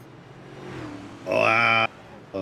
They definitely were trying to get together. You could see Vulpes knew he had a better car, but it just wasn't translating to the results on the track. Two things can be true at the same time as well. Michael Mata is frustrating to race against, and that was your fault. Unbelievable. I'll tell you what, like, there was just no... Redinger did it perfectly, and then Mata as well. I think Vulpes knew he had a better car and just could not find the way around those guys. And then once contact, he came in hot, deciding, okay, you're going to block at bottom. Yeah, but I'll come in and I'll give you the bump and run. I think that was just a bump and run gone bad. I think you're totally right. I think he wanted to get to his butt and just be like, get the hell away from me. I'm done with you. Let's watch this again. So we're going to start a little bit further back, and this is why Vulpes was upset. And I mean, okay, we're going to go back on a little bit slow mo here. I mean, there's nothing wring with this. Nothing. I know it sucks. When you're Vulpes, you're like, are you kidding me? And then Vulpes, he runs himself into the wall. Michael Mata is clear of him. It happens. I've done that a million times. And you're seeing red because you're thinking that was him that did that. It wasn't. It wasn't. He just outdueled you there. And this is, I think, when I was saying you got to calm down, Joe. And this is when you're talking about that's the bump and run right there. He gets him out of shape, but I think Vulpes is seeing so much red. He needs that bump and run so bad. He's out of shape too. I don't even think he made the corner. Neither of them in a good situation. No, he needed to be more straight on for the bump and run. And look at that. He's loose. He overdid the corner too. He bumped and ran himself. And Parham's like, don't mind if I do. And Vulpes just wrecks himself. Yeah, big overcorrect. I'm looking at his hands. Our micro adjustment, as Johnny Replay likes to call. And then, who was that? The 99? Is that Stinson? That is not like Jay Stinson. The 99 is... Bleh. No, it's not. They're all the numbers are blurring together. I'm old. I was going to say... Louis has actually amazingly not been spoken about once in this race. Yeah, the 99 is Stinson. That was Stinson. Yeah, okay, that was Stinson. Massive. Yeah, it was. Massive hit for Stinson there, Mean Gene. So that took out two really good drivers, two championship contenders. Let's see what happened to Stinson real quick. Here's Stinson. He just reacted to it and locked it up, and that's all she wrote. And there is Joseph Vulpes. That car is TOTALED.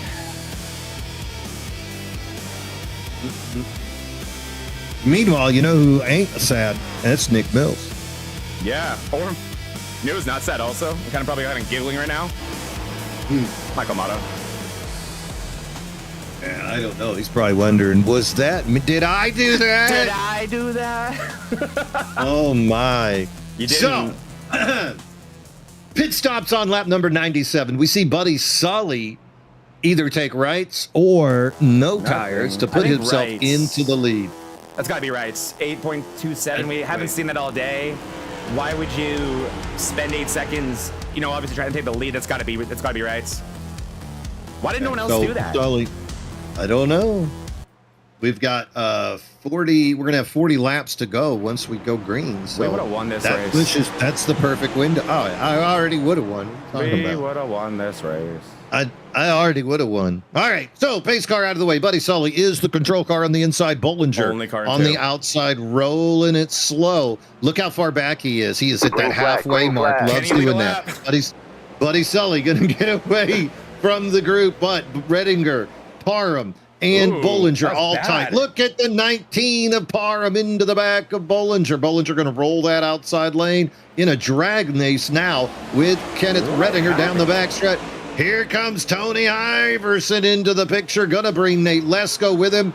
Novella on the outside as well. Battle continues. do it. Meanwhile, Michael Mata into the pits. Looked like he Oh, got no. some kind of penalty. Oh, come on. We'll have to find out what that was, Mean Gene. I hope it wasn't anything nefarious, as Buddy Sully's done the impossible. He's lit a lap on an oval. Good for Buddy. And behind him, get away from this. Yeah, you can see Bollinger, Iverson, Lesko. That's a pack of wolves, dude. Yeah, hungry wolves who are faster than me, all of them. And they all have fresher tires than Buddy Sully. Why did they take 4 tires? I don't understand. Nobody knows, but we're going to find out guess we'll never together know. if Sully can hold on for about 15 laps, everything will even out and it'll work out great for the 21. Behind him though, Bollinger, Iverson, Lesko all want a win. Redinger, Parham, Novella, crazy wanting a win. Mickelson, playoff driver, rookie, looking to get his first win. Lucas Alves, great start of the season. Alves up 16 into 9th. Matt Zerwick running 10th. Lots of names here ready to move up, all of them on 4 fresh tires. Yeah, this is nuts. And Buddy Sully, I mean, you'd like to think he's on borrowed time, but who knows? We'll have to see. So far, so good on those 4 tires. It just, when it comes down to these longer runs and it's 1v1, it gets more and more difficult, but we'll have to see what Bollinger's able to do about it. One thing Bollinger is going to have to make sure he does is when he decides to make that move, it's going to have to be a 1 to 2 turn situation, because Tony Iverson is going to wait until that door opens up.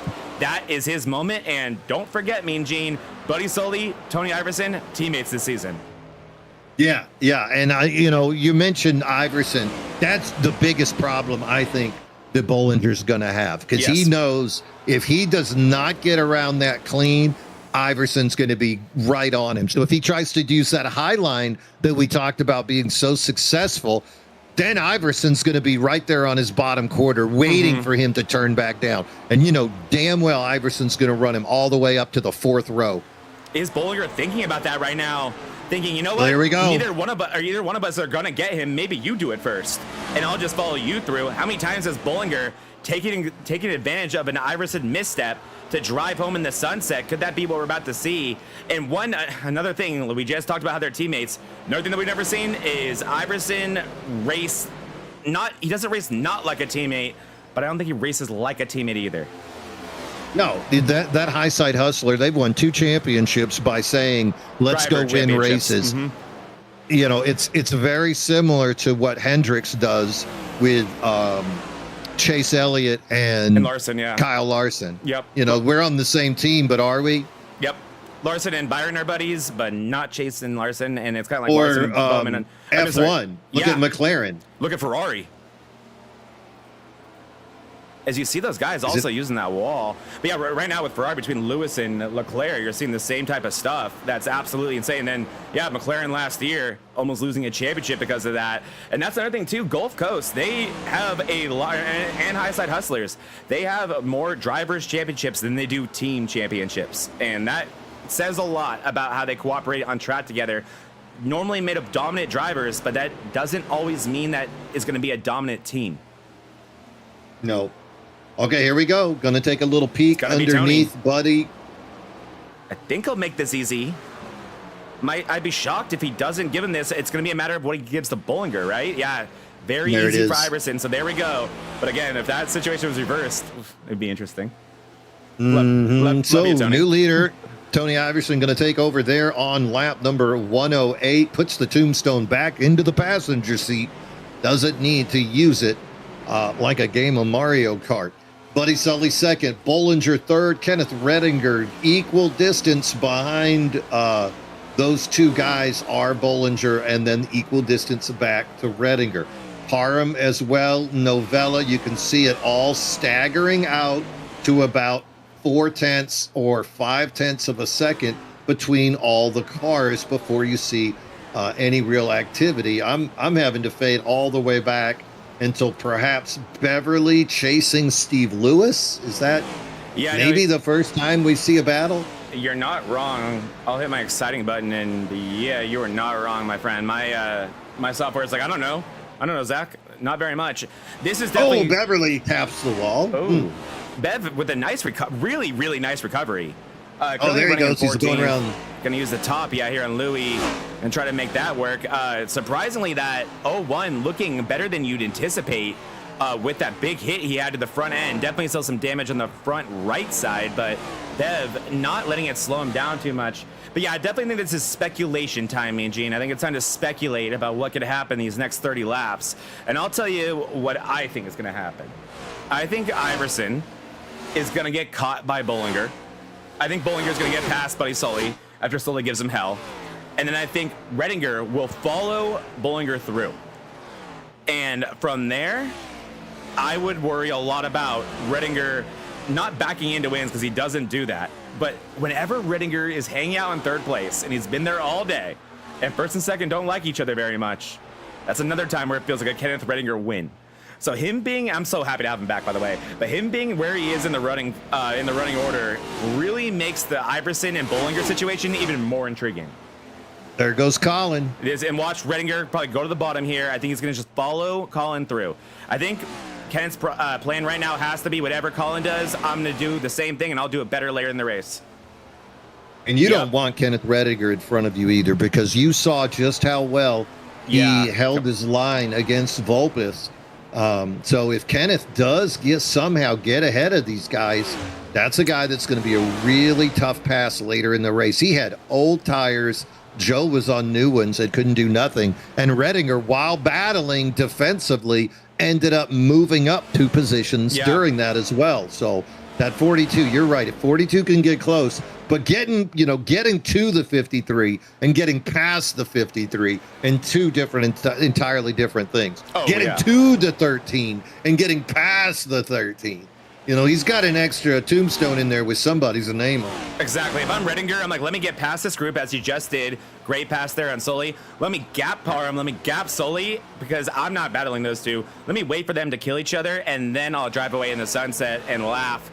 But I agree, but so far so good. Redinger doing what he has to do. And another thing that I think these drivers may have forgotten, because they haven't seen Kenneth Redinger in a while, especially Mean Gene, especially Iverson and Bollinger. I can't remember the last time I've seen these two share the track with Redinger outside the drive for 5, where you learn nothing.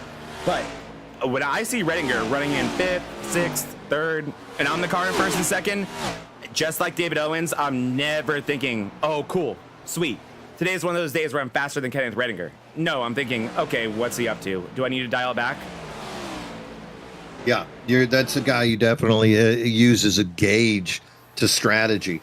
Right behind Redinger, you got Justin Parham, too. So you got a teammate that if you could get side by side, he might be able to give you that little bump, to give you that burst of speed to make a pass on the straightaway. And that's where you would love to do that, to be honest with you. If the two of those could somehow find that opportunity, that would be just lovely. Up front, Iverson running laps of 30.55. Meanwhile, Parham running a 30.38. Yeah, Parham and Redinger, the fastest cars in the track. Yeah, they're right at it. They made up a little time. Right now, Tony battling to get by Michael Mata. Mata is on the lead lap. He's got every right to battle to stay on that lead lap, but finally gives it up, goes a little high. Iverson going to sneak around. Mata now falls a lap down. Mata wasn't putting up blistering lap times either. So very unfortunate for a guy that had high hopes here at Nashville. Curious to learn what that penalty was. Maybe incident point? I'd be shocked, but maybe. You never know. But that would make sense. Yeah, that's the only thing I can think of, unless it was something that's going to make us very angry. But behind there, I think one thing that Redinger is also realizing at this point in the race is that they're not going to make any forward progress by racing each other. You need to work together here if you want to catch Iverson's next 23 laps. These past handful of laps since Iverson's gotten that clean air past Mata have been faster. That last one included was faster from Iverson. The only cars with anything to say about it are Parham and Redinger, but it's such a minuscule advantage that I don't know if... Here it comes. Yeah, will Bollinger know to let them go? The race-winning move for Colin is to let can go here and to let him set the pace. But I don't know if Bollinger will know how slightly better he is, or if he's just thinking, nah, I want second place. This guy doesn't race for points. No, and if he lets these guys go, he loses 2 spots. Right, and that's exactly what's about to happen here. And that's another thing that I think that Iverson and Bollinger have to have in the back of their mind is you have a set of teammates here and then 2 drivers who cannot stand one another. Well, the battle continuing. Meanwhile, Buddy Sully continuing to fade, now falling into 7th position. Buddy about a half a second off the pace of the other cars around him, so he's really regretting the no tire stop compared to everybody else. That fall off not significant enough, and he's still got another 20 laps that he needs to hold on to see what he can do with that. Meanwhile, we see other drivers. Joe Volpus finally did come into pit about 9 laps ago to get a little touch up on his car. Oh yeah, did he pull it? I don't see him. I can't find him. It looks like he did park it. So Volpus, and that's why if you're Applegate, you stay out, because in just a few laps time, Applegate will be able to grab that spot from Volpus. But you're right. A lot of these guys hoping for a caution right now. I think everyone besides Tony Iverson is, as he continues the gap. Redinger, Parham, and Bollinger definitely has a little bit more pace in that 13 than his competitors do. But you are right, Mean Gene. I think Bollinger probably thinking of the long game right now. I mean, while he does have 3 wins, he is not in the points where I think he'd like to be. Applegate, very far mired down the field, 14 laps down, only 18 to go. He's not going to get any more positions outside of Volpus. So I think Bollinger might be seeing this point stay in front of him. Iverson has not had a good season, all things considered, either. While he does have a win, he is guaranteed in. It has not been a consistent season from Iverson. This is the type of race he needed. So that may be what we're seeing here, Mean Gene. Things getting a little bit calmer here on this racetrack. And like you said about Buddy Sully as well, a touch on that as he gets passed by Lucas Alves, and Skurwick will be next. Skurwick with an incredible day today. But we never said no tires with the move, did we? No. And also, it does seem like the colder this track has gotten, and later at night it's gotten, the more it's opened up, and the faster it's gotten, which only hurts that situation. You know, you talked about Tony Iverson not having quite the year. He is 5th in points, but he's only got 3 top 10s compared to 6 top 10s of the 4 drivers in front of him. So clearly indicative of his position, even though he does have the 1 win, he does have the 1 stage win, but checkers or wreckers sometimes. I said 3 top 10s. They're also top 5s. I was about to say, I'd venture to guess that none of those top 10s are not top 5s. That's been Iverson this season, checkers or wreckers. Yep. So, yeah, a little housekeeping. You're right. Looks like Joe Volpus has parked it. They're walking him over to the infield care center. Zach Clausen, the number 43, also going to be taken over to the infield care center as we have lost both of our Pennsylvania drivers. Oh man, if the weather wasn't going to get them, it was going to be the racetrack. And yeah, let's go through the field with a few drivers we haven't touched on quite enough here today. Matt Novella, one of the drivers that we speculated would be a competitor to win today, and he certainly was. But what this is going to be is a massive points day for Novella. He's starting to flirt with being comfortable enough to where he won't need that win. He'll just be in the chase on points. That's how consistent Matt Novella has been. And the story is not much different for the 7th place car of Wyatt Mickelson. The rookie has been phenomenal this year, and while I'm sure he feels like he has a faster car than a 7th place race car, and he has been a faster driver all year, this is a good run for Wyatt. If you need any evidence of that, Mean Gene, who's in front of him? The other rookie, the dominant rookie, the best rookie we've seen since Applegate and Bollinger, Nate Lesko, was, all things considered on Nate Lesko standards, not able to figure out Nashville today. No, the number 10, I think also he was just in the hornet's nest every time. Every time it was a 3 wide, he was either on the outside looking in or directly behind it, not able to get through it. Same story with Novella right in front of him, that 56. You're right. You know, that group of guys right there burning up tires, trying to battle through the field. And, you know, you still got to be pleased, though, at the end of a battle to find yourself in 5th, 6th, 7th place. You know, Lucas Alves also, look at that 8th place run. Zerwick and Hunter Hall moving up into 10th, 11th, battling with Winstead. So lots of guys in that top 10 that we don't always get to talk about at the very top of the field. But Nashville, a place where you want to use your tires. We heard Jordan Fisher talk about that being reserved And here we are running toward the end of this run. And these are the guys, these guys making use of this. So grats to them for figuring out how to work it. Only a few laps left here in this run. Going to see if the tire strat holds out for that pure speed. Something wrong with Redinger, Mean Gene, as Bollinger now gets around Redinger. He had just been passed by Parham.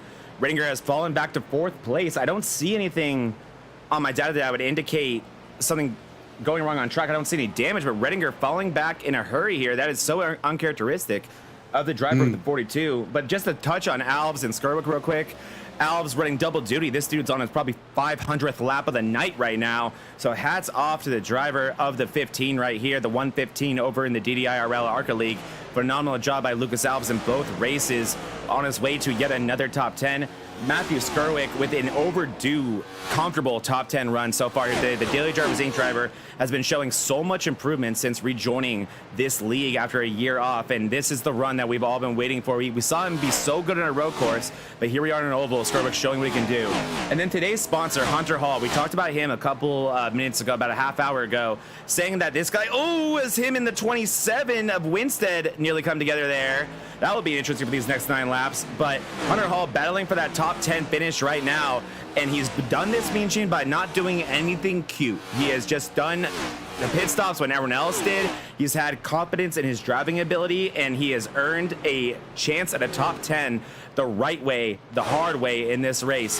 Hunter Hall and Matthew Skirwick, as someone who is one of the top guys in DDI, one of the owners of the team, warms my heart to see these two drivers showing this improvement, and no doing on my own. I have not trained these guys, so these guys are putting in the work, and it's great to see.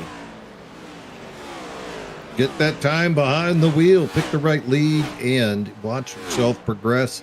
That's what we're seeing right here today. You are watching all of this action here on the Vortex Racing Network. Yes, sir. Caught up. He is taking a second off the lead. Oh, yeah, look at that. 18 100ths of a second. Bad. What happened to Iverson? The lap times are relatively normal. Iverson faster that time. It must have been a lap car, as you see Furrow hit the wall in front of Iverson, nearly kill his exit. That must be what this is. We'll see. Laps are counting down. 7 laps to go. Ladies and gentlemen, you are watching our doubleheader, the Save the Fairgrounds 140. Remember, you can see it down there on the bottom right, savemyfairgrounds.org. That is the spot if you would like to make a donation to help racing battle off the homeowners associations in the Nashville area, trying to kill one of the oldest racetracks in the nation, founded in 1904, older than NASCAR itself. They did run with the big boys of NASCAR from 1958 to 1984. An attempt has been made to bring it back to premier racing. The Cars, the Cars event is going to be held there April 11th. And remember, that league is owned by Dale Earnhardt Jr., Kevin Harvick, Jeff Burton, Justin Marks, big names. Dale Earnhardt Jr. will be racing there in that event on April 11th. Tony's spinning. No, Tony, don't do it. Spinning, Mean Gene. Oh, Tony, what is going on? What's going on? Do these guys not have fuel to finish this race? 5 laps remaining. Iverson coming down. This is going to be fascinating. All these guys on the same pit strategy, theoretically. Can Redinger finish? Can Parham not? That would explain it. Oh, Mean Gene, what is going on? Parham is pitting. Look at Hunter Hall. Look at Hunter Hall. He didn't get the memo about saving fuel, dude. He is cutting through traffic like a maniac. None of these guys were saving. No one was saving. Parham is pit. Bollinger is the leader now. Novella is staying out. Lesko is out. Lesko is not pit. Mickelson is not pit. There are 3 laps to go. They're going to run this dry. There is Tony Iverson rejoining, probably trying to stay in the lead lap. He's not going to. No way he took tires. No way. Will Bollinger pit here? It looks like he will. I don't know. Looks like Parham coming out. Bollinger still in the lead, pushing it. That's right here on lap number 138. What's he doing inside the car? All right, here we are. Clutch. Clutch, but down to Oh, fourth. clutch. Oh, clutch. He has 4 seconds, Novella. Novella has yet to pit. We know Redinger doesn't. So if we see Bollinger pit here, I think Redinger will win. Here we go. This will be for the white flag. He's too far out. He is going to stay out. Oh my word. Oh my We've God, seen Minjin. Colin. We saw Colin win a fuel mileage race recently. Can he do it again? 4 wins on the year for the King of the North. Regular season champion last year. Regular and playoff champion 2 years ago. Colin Bollinger, y'all must have forgot, King of the North, bringing it down the backstretch fuel. into 3 and 4. I think he's got it. Clutch. Here it, oh, he pops it, looking like No Jason sputtering yet. Landry. Not sputtering, and there it is. Unbelievable. Then he does it. Colin Bollinger gonna win the Save the Fairgrounds 140. What a play. Novella. Mickelson 4th, Alves 5th, Mills 6th, Kevin Kyle 7th out of fuel, Lester 8th, Sully 9th, Dagger 10th. Where the hell did Skurwick go? Where did Hunter Hall go? What They're in the just pits. happened? They're still in the pit. They're still in the pits. Mata's in the pits. Winstead, Stinson. Maybe the most shocking race in MRL history has just unfolded. I don't understand what he did so differently to get 3 laps. Well, he knew, and they didn't. Winter's coming, and he was prepared. He was. Colin Bollinger taking the win. I'll tell you what. Back to back, he wins last week at Old Atlanta, wins this week, 4th win on the year. Colin Bollinger making a run, and with Vulpes going down and Applegate, got that Logano gas tank, baby.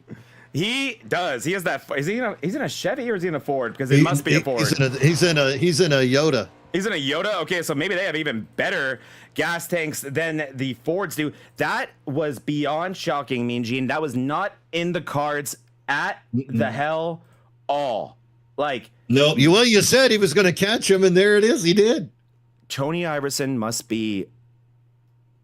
Oh boy.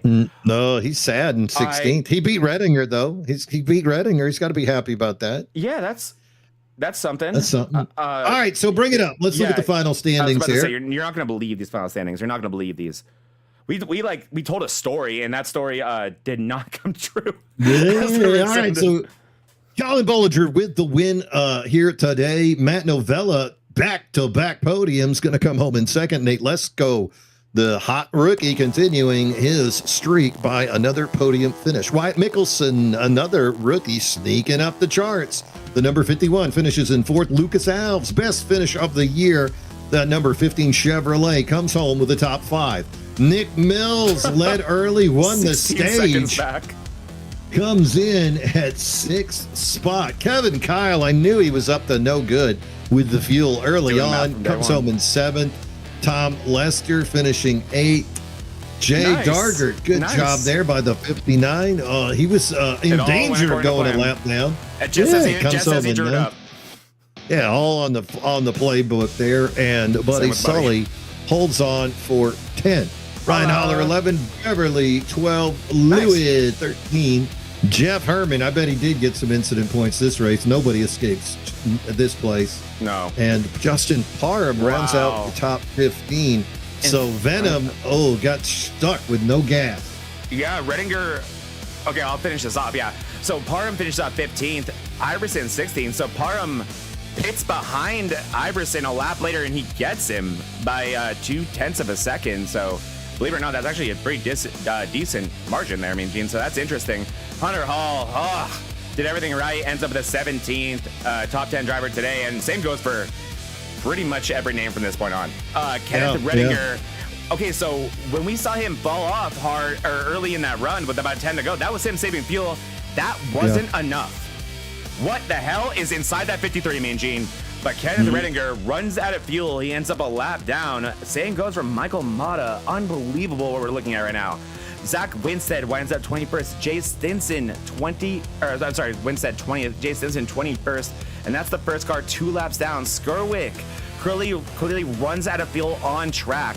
To me, that's the only way you would end up 2 laps down, probably same for Stinson. So those two maybe realizing a little bit too late.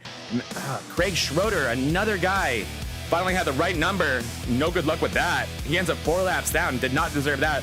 Burrow saw him with a damage car there towards the end. Grant Applegate, maybe after that finish, Mean Gene, he might be happy with that 25th, because I think losing the way that iRacing and Parham just had to do, that's got to hurt a lot worse.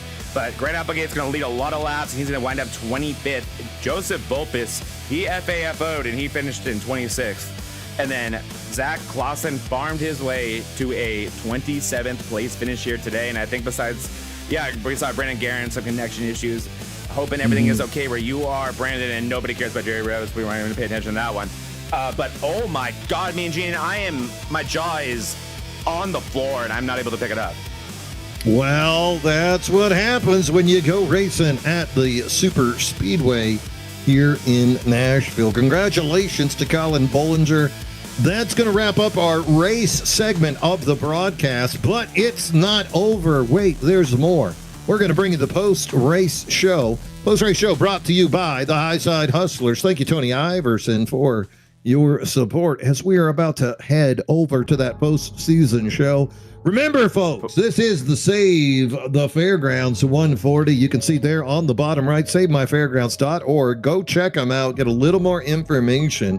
You too can take a stand against Karen's trying to destroy stock car racing legacy of the Nashville Fairgrounds. I'm Mean Gene. That's Zach Panzarella. This wraps up Nashville, and let's take it to the post-race show. So during the postseason, will you call it the post-race show then? Is that what you're gonna mix it? Is that what you're gonna change it? The post. The post season. All right, do we do all a of the above bonus interview today? Because I do kind of want to talk to one of the guys who ran out of fuel. Man, you better go. You guys better go tell him. I'm going to pull Colin in, and you could go hunt that guy down and make sure he sticks around. Parham or Iverson, which one would you rather have? That's on you, man. That's on you. Parham will be the quicker But interview. first, I'm going to bring him in. And y'all must have forgot. King of the North, Colin Bollinger, back-to-back wins, 4 wins on the season. What's in that gas tank? What's in that gas tank? Nothing. You saw the burnout. There was nothing there. There was no burnout. Man, you got to be riding high. That's it. You got to be riding high right now, man. You win on speed, you win on strategy. Is there anything that Toyota can't do? I mean, I don't think so. I mean, whatever occasion we need the rise to, we're going to do it. So as long as we don't have something happen, I think we're always going to have a chance to win. Like we were leading before the that late caution area where we had to save fuel, and then we end up, it wasn't looking good. I thought Tony or maybe Parham had it at the end, but no, we brought it out. So all calculated. Well, and you did have a big advantage of not leading packs. You made that wise choice when Venom teammates Parham and Redinger came up on you. You didn't battle them, and you kind of just tucked in behind there. Was that all part of that strategy plan? At what point in the race did you start thinking to yourself, I got to do math? Oh, I mean, really when the caution came out, just looking over at the ticker and seeing how many laps we had to go, I figured it was going to be close. So, and yeah, like you said, letting those 2 guys go. I mean, they were knocking my bumper down. Not anything wrong with that. They were trying to push a little harder than I was, and I let them go and figured we'll just let them tow me around a little, and save fuel, and it ended up working perfect. I'd say. Oh, absolutely. That's exactly what we saw here. Nashville, such a typically a one-line track. You see everybody wants to get down on that apron. Talk to me about the second lane opening up. We did see some guys that could roll into that second lane, kind of pinch their opponents down low. Was that something that developed as the night went on, as the track cooled off? Yeah, it was definitely more viable. Like I said, as the run to go on, I was able to do it here and there in the start of the race when I started in the back, and that was, I think, purely more of just off the guys getting dirty air in front and me just taking the lane that obviously didn't have as much dirty air going to it. But as the night got longer and we kept going through it, it felt like it was getting easier and easier to do. I mean, I feel like I refused to pass almost anybody on the bottom past the halfway point. I think we were trying to make it on the outside because it was more worth it to keep the speed and make the pass instead of battling for 3 laps to make a pass on the bottom. So Nothing but net, man, Gene. Nothing but net. Kobe. So, Colin, with this win, you find yourself 7 top 10s in 9 starts. Damn. 6 top 5s, tying Nate Lesko for top 5s with 1 fewer start. And you find yourself just 5 points back of Lesko for the regular season championship. You're in second. 2 races to go. Is that repeat something that you're talking about in that garage? Oh yeah, I mean, at the end of the day, it's not the biggest thing. Making the playoffs and winning the championship is what we want to do, but it's always cool to even bring home a regular season championship too. So we'll be thinking about it, but if we don't get it, it's not going to be any sweat off our back. You know, we're here for the championship, baby. So I love it. 3 races to go in the regular season. Colin, of course, with the 4 wins, now doubles Lesko's win total for the regular season, already guaranteed a playoff spot. Now looking to cap off another great season with a possible regular season championship. Colin, anybody you want to give a shout out to here today before we let you go? Just all the guys back at Team Delusional, Andrew Bolander, Rachel Winfield, Daniel Plant Smith, rest in peace. And just all those other guys, and there's probably some other guys, but other than that, then just you guys for always putting on a great broadcast. As long as I'm up here every week, we're gonna say it every week because you guys do a great job, and I love going back and watching it. You guys bring such a good vibe and high energy to it. It's always fun to watch. So. Well, it is. Lost my voice. Oh yeah, it is a pleasure to bring, and this is a really good cause. This race, of course, is the Save the Fairgrounds 140. You've heard about those Karens trying to shut down the Nashville Fairgrounds, haven't you? Well, yeah, I mean, they got the Nazareth Speedway close to where I live many years ago, so I'm well aware. So they're out there. It is a problem. So folks, could go ahead and take that opportunity. Give a click down there. Anything you can give definitely will help out. Maybe we can get the short haircut salon shut down for one day so they can feel our pain. Thank you, Colin. Great win here today, buddy. I cannot wait to see what you got for them fellas next week at Michigan. Go have a great night. Enjoy that Dr. Pepper, my friend. Great job, Colin. Give me that cheat code. Yes, sir. I love it. So, All Colin right. taking that 4th win. What a great run, dude. Four time. Yeah, Colin you got to say. Bollinger.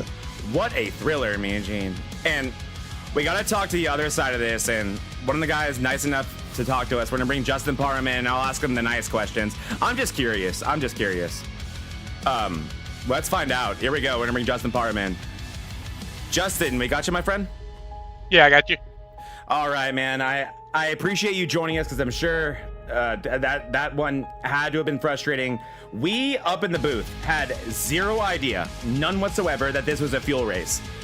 We were a little confused by Redinger kind of backing it up and that one towards the end of that run, but we were curious with you, like at what point did it seem insurmountable? And another thing we didn't notice any real fuel saving going on, which I guess never really clued us in. Were you guys thinking there'd be a caution? What was the mindset out there running in second place towards the end there?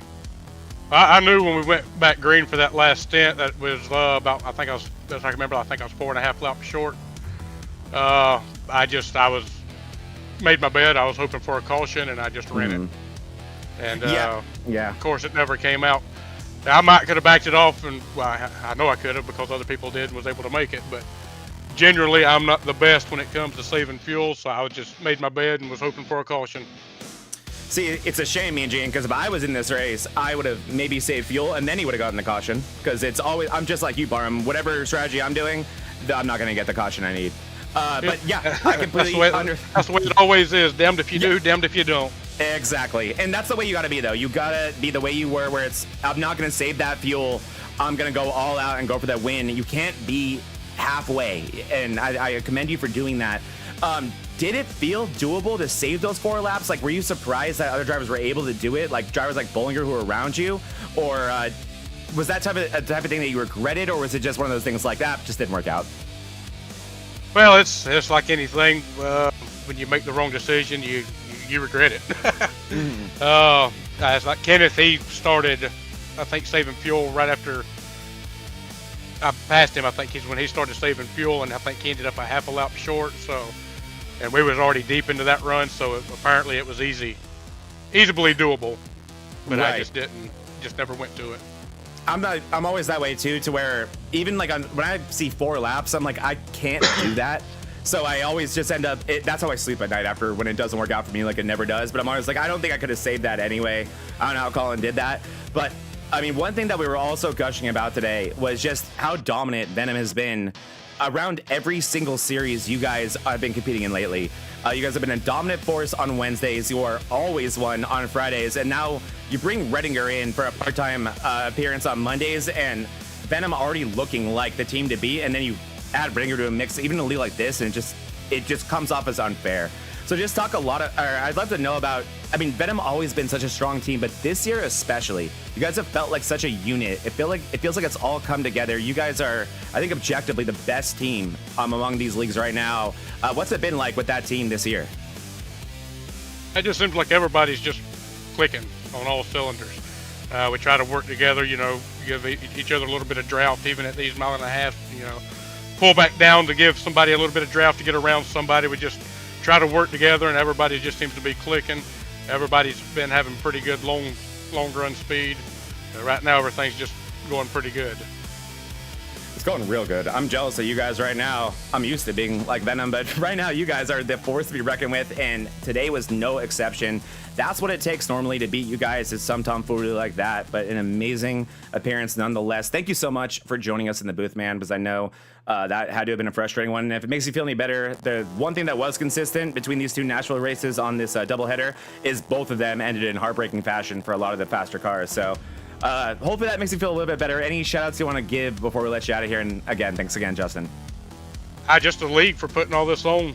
Yeah, it's almost a race every night of the week, between everything. So, let us get out there and run. And of course, y'all on the VRN broadcast and everything.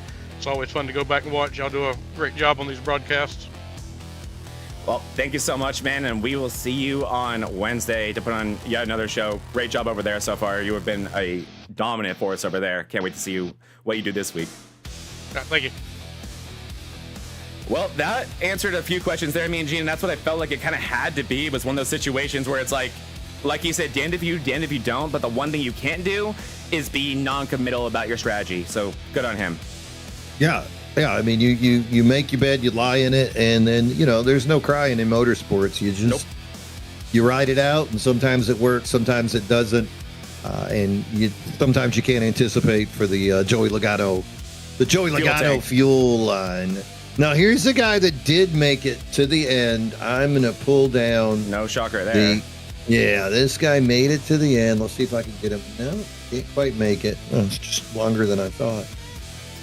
There we go. All right, Nate, let's go. You got Mean Gene and Zach Panzarella up in the booth. Can you hear me, brother? Yeah, I got you guys. All right, Nate, let's go. Finished third here today. We saw you up and down, but we also saw you in the middle of a lot of 3-wide fighting out there. You and Matt Novella, regardless of where you were in the field, you two guys just seem to always be in the middle of a pack of cars. Can you talk to me about the pack racing that was going on throughout the day? Yeah, no, it was just so hard to make passes here. So, I mean, at the restart, you just really had to try to make as much gains as you can, which I don't think I did very well this race. Never really got up to the front. So, yeah, I think that's kind of where it ended for me. Now, Nashville's so indicative of having that one preferred line. Later in the race, we saw that second line develop, but did the number 10 car just kind of be victimized by the slickness of the track? Did the extra horsepower affect you? You say you couldn't quite get the grasp on the track. You're too good of a driver to say, I don't know what happened. What do you think was going on? Like, what is Nate Lesko going to go back and look at? I'm going to go back and look at Grant, honestly. In the beginning there, he was pulling away. I mean, clean air matters, but he was still well ahead pulling away. So, I don't know. The kind of entry, how you're entering the corner, rolling the middle, all important. So yeah, I'll just have to go back and look at the guys who are strongest. There, see there, folks. Always away. Nate Lesko leading in points. Grant had a bad day today. Nate, you take over the point lead temporarily here in round 10 of the 13 race regular season. But the other guy right behind you, Colin Bollinger, just 5 points back, and Grant Applegate just 8 points back. So the three of you guys really starting to flex. Grant, last year's champion, Colin, the champion before that. Pretty good company right there with those three guys. Let's talk about the second one, Colin. How did he make that fuel run? Like, when did you know it was going to be a fuel issue in that last segment? I had an extra set of tires, so at the beginning of that run, I was just focused on trying to get to the front, using my tires, and not worrying too much about it. But I didn't really notice. I'd say probably 6-7 laps into the run that we're going to be close, and the way things were going, to probably run green. So I noticed Colin was doing it right away, using the clutch and kind of rolling around the corners. So no, I just caught on a little late to it. Well, you did you got the memo soon enough. We saw a lot of those front runner guys end up having to take the last late hit for fuel, costing themselves serious position. But the 10 holds on, comes home in third. Good run overall, especially I know you want more every race. Nate Lesko, one of the multi-time winners in this league. But you got to be thrilled with that podium on a track you feel that you didn't quite have mastered yet. Yeah, no, I definitely was kind of resigned to the fact that I was going to be 6th, 7th, something like that. So, I'm happy with third. Just trying to keep on solid finishes. Anybody you want to give a shout out to before we let you go here today, Nate? Shout out to Colin. He deserved that. Well raced. So impressed with that. And so many fast guys here. So, but I'm gonna go back, look at it, learn from those guys. I love it, Nate Lesko. This guy's on top of the points board, and he's already talking about researching other drivers and finding ways to get faster.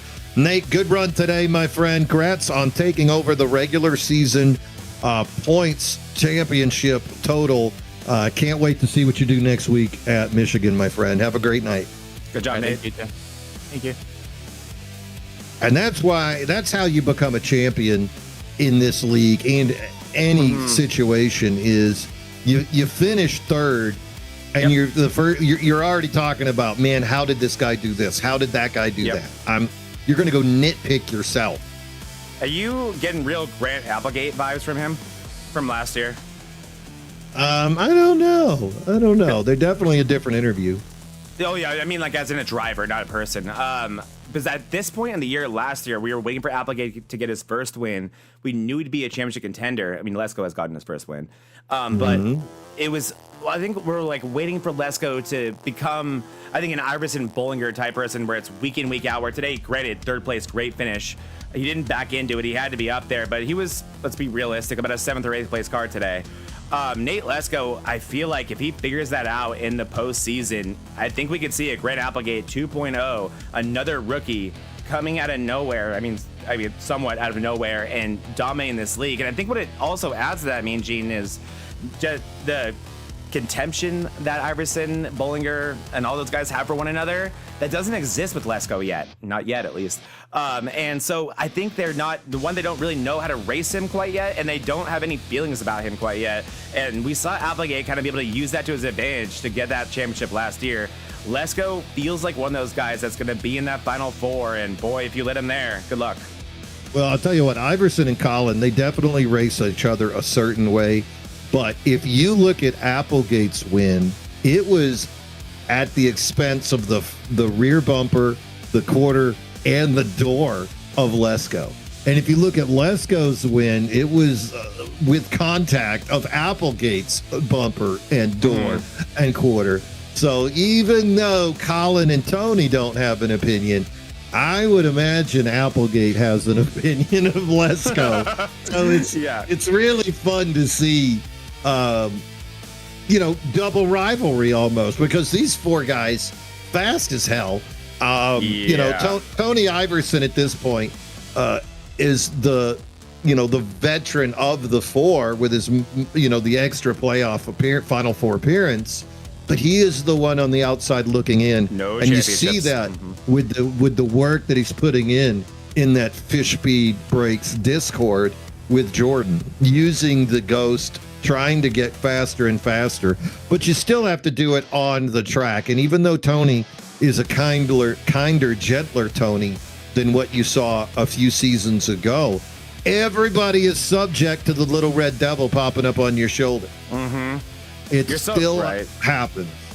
And you're so right about that. And with Iverson especially, no championships to his name yet. But one thing about him is we didn't bring him in the interview today because we can't be here until 1 in. But Iverson has got to be feeling one thing, Mean Gene, and one thing that's really impressed me about that third team that I haven't brought up yet this year, and I feel like we do have to cover him because it looked like he was going to win this race, is that it's so hard to take that next level once you're really good. And I guess I'll sound cocky here. When you hit a certain point, I've always felt it's really hard to build on that. You're kind of just like at a certain point, like, okay, I'm this good. I'm winning races now. I've won championships. I'm doing the things I've always wanted to do. But Bollinger's still better than me. Rediger's still better than me. That's just how I am. When Bollinger and Applegate joined this league, they were, in my opinion, objectively better than Iverson. And Iverson looked a step behind them. And I remember thinking, oh no, I wish he had won it by now, because I don't know if he's gonna be able to win it now that these guys are here. And since then, I mean, today was an example of it. Iverson is among the best, if not the best. I don't know who the best driver in this league is anymore, but Iverson would be in that conversation, whereas I think even last year, I don't think he would have been. So it's been so impressive, and like you've said, it's a lot of that work with Jordan Fisher. That's why you guys should be watching those track guides that we are posting. That is free information that you normally have to pay hundreds of dollars for. From someone like Jordan Fisher, has helped Tony Iverson take that next step. So as much as that win would have felt good, that championship pursuit feels more alive than it did last year. And when you talk to a driver like a Tony Iverson trying to get that last step, you can just sense that hunger in there. And that's something you could hear from Lesko. That's something you heard from Applegate last year. It's kind of different for Mean Gene. I was a phenom growing up. I always had the same success at every level. I'm racing people, Parker White, Casey Kerwin, Vicente Salas, these guys, so they're the ones with that mentality.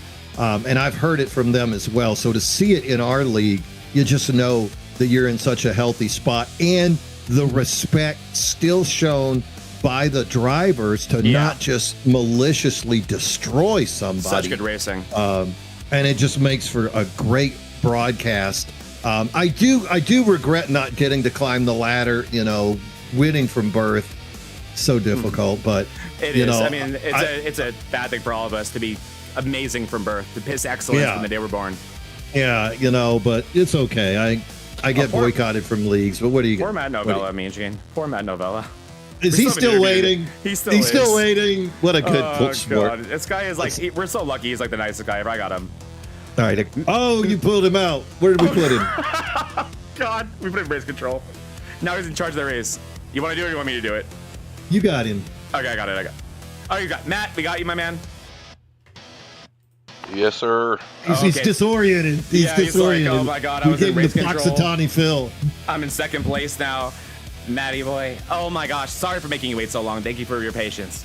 Well, first of all, you were one of those drivers. Before we started this race today, you are one of the top ranked drivers in the standings that is yet to win this season, which is more surprising than you being a top ranked driver, right? We expect to see you up top, but it's always very, very surprising to see you not in the winner's column yet. Today was one of those days going in, we thought you'd have a chance, and you did not disappoint. You were up there all day, but then it looked like things got kind of messy at the end there with the fuel. We had no idea. I'm not sure if you heard the interviews. We had no idea. So what I want to know from you is, were you saving that whole time on that last run? Well, yeah, pretty much. At the start, I wasn't. I wanted to just kind of get some separation because I knew it was going to be a fuel run. As soon as that caution came out, I saw 45 laps. I knew we had a 40-lap fuel run, so I knew it was going to be from the get-go. So I wanted to get some separation, and then it was pretty much stop shifting, see what that does. That, you know, was able to go in my favor. Then it was just downshifting on one end and not the other. Then it went to the other way, so I had to start clutching it. So it was it was just enough. I ran out at the line. Well, I'm gonna sound dumb here by not knowing what this is. Hopefully you don't either, Mean Gene. What exactly, if you want to explain to me, what is stop shifting? Is what? What is stop shifting? I have no idea. Oh, they said. Did you say you started shifting? Oh no, I started shifting, then I stopped. They said stop. Shifting. Oh, I thought you said stop. I thought that was a term. I was like, is there some no, like brake drag and I was like, is there brake drag and stop shifting? I was like, what the hell is that? No. Okay. Well, they do a hot lap. You had to leave downshift to. Did you? Okay, you had to go to the fourth. That's what it looked like. Yeah. Okay. I feel a lot better now. I was like, I've been doing this for 3 years, and there's a term I don't know. We should start saying that. But great job today, Matt. I mean, you had the speed all day today. It looked like the restarts were brutal today. And this was one of the double headers where we did the Fairgrounds in Arca, and then we moved over here to the very much super speedway. I mean, Talladega, Daytona, what's the difference? But what today was the key to being fast? It looked like that top lane did not come in until later in the race. Was this a bottom dominant track, and then did that top come in, or was it just a matter of how different the tires were throughout the field? I feel like the bottom was definitely dominant. The second line in 1 and 2, not so much, but later on in the run 3 and 4, if you wanted to protect, you can definitely run that second line and kind of pinch them off 4. But you're using up your tires. But it was just a race to the bottom, and try to save tires as much as you can. And you did a great job of it, man. And when we once we found out with 3 to go that this is gonna be a fuel mileage race, I'm like, well, Matt Novella's gonna finish, because I know whenever that is a thing that you are one of the best at it. So phenomenal job today. Great job so far in this season. Like we talked about, I'll pull up the points real quick, but I'm assuming you're in an even better situation than you already were. So before we let you out of here, what I'd love to know too, is this one of the few leagues left that's winning you're in? We all want to win, but is this a points thing or a win thing for you now as we get closer to the playoffs? You have a nice advantage. I always want to win. Of course, it's always win. But you know what? If we just keep these steady points run going, and I can see us definitely making it into the playoffs, no problem. Yeah, you have as many top 5s and top 10s as the best drivers out there. I mean, you're definitely a past champion here, and I'm pretty sure you won last week, didn't you, in a different series? So, I don't remember. Yeah, exactly. That's how last week feels. That's literally how last week feels to me too. I'm pretty sure Matt won one of them. But great job today, Matt. Thank you for your patience. To Indy. That's what it was. I came close. Oh, it was Indy, right? Yeah. I wanted to give you that watch. Damn it. Well, you'll get. You're knocking on that door, man. It's only a matter of time. For those who don't know, this is a past champion, someone who's won 4 races in a row before. So it's only a matter of time. Yep. Feels good too. He did the 4-time thing, Mean Gene, but he did it all in a row, and I was there to witness it. That was pretty gnarly. So yeah, don't let this guy make the Final 4. You're gonna regret it. Matt Novella, any shout-outs you want to give before we let you out of here?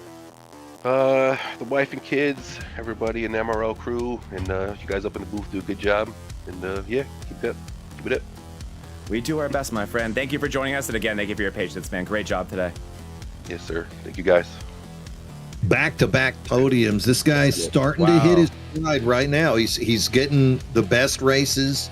You can see that gap in the points also. He's got the 14-point jump over Wyatt Mickelson. And then you can see how it kind of fades behind him.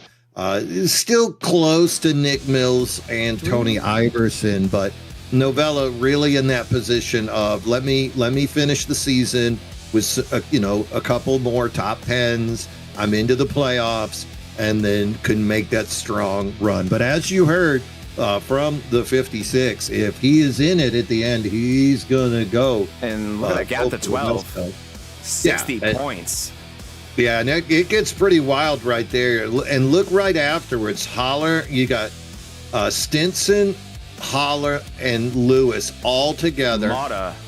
Then you got Eric Gambrell with that one jump, and other than that, it's must win in my opinion. I think Mata needs to win to get in. Beverly, Guerin, all those guys, Hunter Hall, Dargett, all of them have made appearances either in the lead or in the lead group. They've all led laps, so it's time to close strong, boys. This season's coming to an end. And we got 3 more. Wow, yeah. if you're Stinson, Holla, and Louie, you got to be happy Gambrell took the day off. To get him to drop. But guess what? He'll be back. He'll be back. How crippling of a race was this for Michael Mata today? To go from essentially leading the race to whatever that penalty was, which we have not found out yet. We will find it out. Whatever it was. Actually, I'm gonna try to pull up the results and see if it was incidents, because if it wasn't, Mean Gene, boy oh boy, I'm gonna be curious. But Michael Mata was in position to, I think, leave here in the playoffs. He had 0 incidents. Why was he penalized, Mean Gene? I don't know. Maybe it wasn't a penalty. Maybe he lost control. Maybe just pit to pit. I don't know. But Michael Mata was in position. That was 20 points. He finished. Oh my God, he finished 23rd. That is it right there. He was going to be in the chase if that did not end the way he did, or at least not in the chase. He'd be knocking on that door in a very comfortable position around drivers that I think he has to feel like he's faster than. Instead, I think I agree with you. I think 3 to go. One of those being Michigan, another being Darlington. I mean, one thing that may help Mata, maybe, but you don't want to give it till the regular season finale, is Mata is a beast at Darlington. He's so good there. He's also really good at Michigan, so that'll be interesting next week. I'll tell you things that Mata's gonna need though to succeed at Michigan, or especially at Daytona. He's gonna need Sabir back. Yeah, he did. He's gonna need Jonathan in that corner with him, and he's gonna need Hillman. They've all become buddies, and it's gonna take a village. There's only one guy out here that don't need friends. Okay, that's Colin. Colin don't need friends. He's proved it all day long. He's gonna be fast, and if you want to get onto the caboose of the train engineer, King of the North, Colin Bollinger, he'll take you for a ride. But other people, you're gonna need that help at the end, and I think that's a call that Michael's gonna need to make. He sped in the pits. I just got the answer from Hunter Hall. Thank you, Hunter Hall, our sponsor. He sped in the pits. What a giveaway by Michael Mata. No one to blame but himself. Can't do that. Bulbous was giggling. Yeah, you can't do that. No, I think Joe's still punching puppies and kicking kittens somewhere. Are you kidding me? Joe's had a rough one, y'all. Leave that man alone. Leave Brittany alone. Wow. Well, what a race. We saw some high banks shenanigans. We saw a few wrecks. And basically, though, overall, really pleased with what we saw out of the guys. A lot of congested pack racing that they managed to figure out all on their own. And then at the end, a little bit of strategy. It's always fun to be the smartest guy in the room. And I think we got to see a little bit of that at the end as well. So this track really delivered for us here today. Yeah, it really did, Mean Gene. And what also delivered, and I think it was Lesko who brought it up, is just this field racing so well together, because that, like I said, may have been the most shocking, exhilarating last 5 laps at MRL that we've ever seen, in my opinion, at least in the booth, where I love that stuff. I love those strategy things that you're not expecting. And whenever you hear me and Gene speculating about fuel or something like that, we don't know. We're always guessing. We're not in these race cars. We don't know how much fuel they have. The ways that we know oftentimes are by them clutching their driving style. That's how we can figure out that they're saving fuel. That was not happening today because these drivers had so much trust in each other that they were like, nope, this is staying green. I'm going to go hard. I'm going to go for it. And I hope the chips follow what they do. And maybe we get that caution. Or others like Bollinger and Nobel were like, no, I trust this league enough to where I know that caution's not coming out. I am saving because I am going to finish this race on this tank of gas. And if this league raced like, if we're being honest, the other ones we cover, we wouldn't have gotten that. We would have just gotten a basic NASCAR restart finish, which is fun on the broadcast a lot of the time, but as a driver, I cannot explain to you how much I hate that, how much I wish we just raced under IndyCar rules sometimes where we could just finish under caution. That's as a driver how you feel. So this is what you rather, I know Iverson's probably hurting, I know Parham's gonna be hurting, but I'd rather lose that way, me and Gene. I'd rather lose like that than just get beat on a dumb restart when the race should have been over anyway. And this league deserves so much credit for that finish they got us today. Every single driver in this field deserves all the credit in the world for respecting the leaders of this race, respecting the league, the broadcast, everything, and making sure that we got an exhilarating finish that had laid itself out there for us. They all knew the situation. They all knew that they were low on fuel, and they let it play out. Hats off to this league, and thank you for that finish. Yeah, you had to love what you saw out there today. Also, I gotta make a retraction. Deepest apologies to Jeff Herman. I said you probably finished with an incident today, but no, you did not. Nice job, Jeff. Jeff Herman, 2 starts, 0 incidents in Welcome to both the MRL. races. He got 7th last week. He got 14th this week. So my bad, bro. My bad, bro. Could use that guy on Wednesdays. Yeah. Come on down. So I had to make that retraction. You know, Mean Gene, I'm not without fault. And when I do, I'm going to call myself out immediately and get that thing rectified. Shout out Jeff Herman. Yes, sir. Big shout out to our sponsors. Thank you so much for the Highside Hustlers for sponsoring the post-race show. Thank you, Tony, for your year-long support of the Moonlight Racing League and the Vortex Racing Network. You just got done watching the doubleheader, Save the Fairgrounds 140 portion of it here at the Nashville Super Speedway. Thank you so much to Hunter Hall for bringing this awareness to folks. Again, SaveMyFairgrounds.org. You can get a little more information about what's going on. If you're in the area, in just a few weeks, April 11th, you will see the Cars event that will be raced there. Dale Earnhardt Jr. will be representing.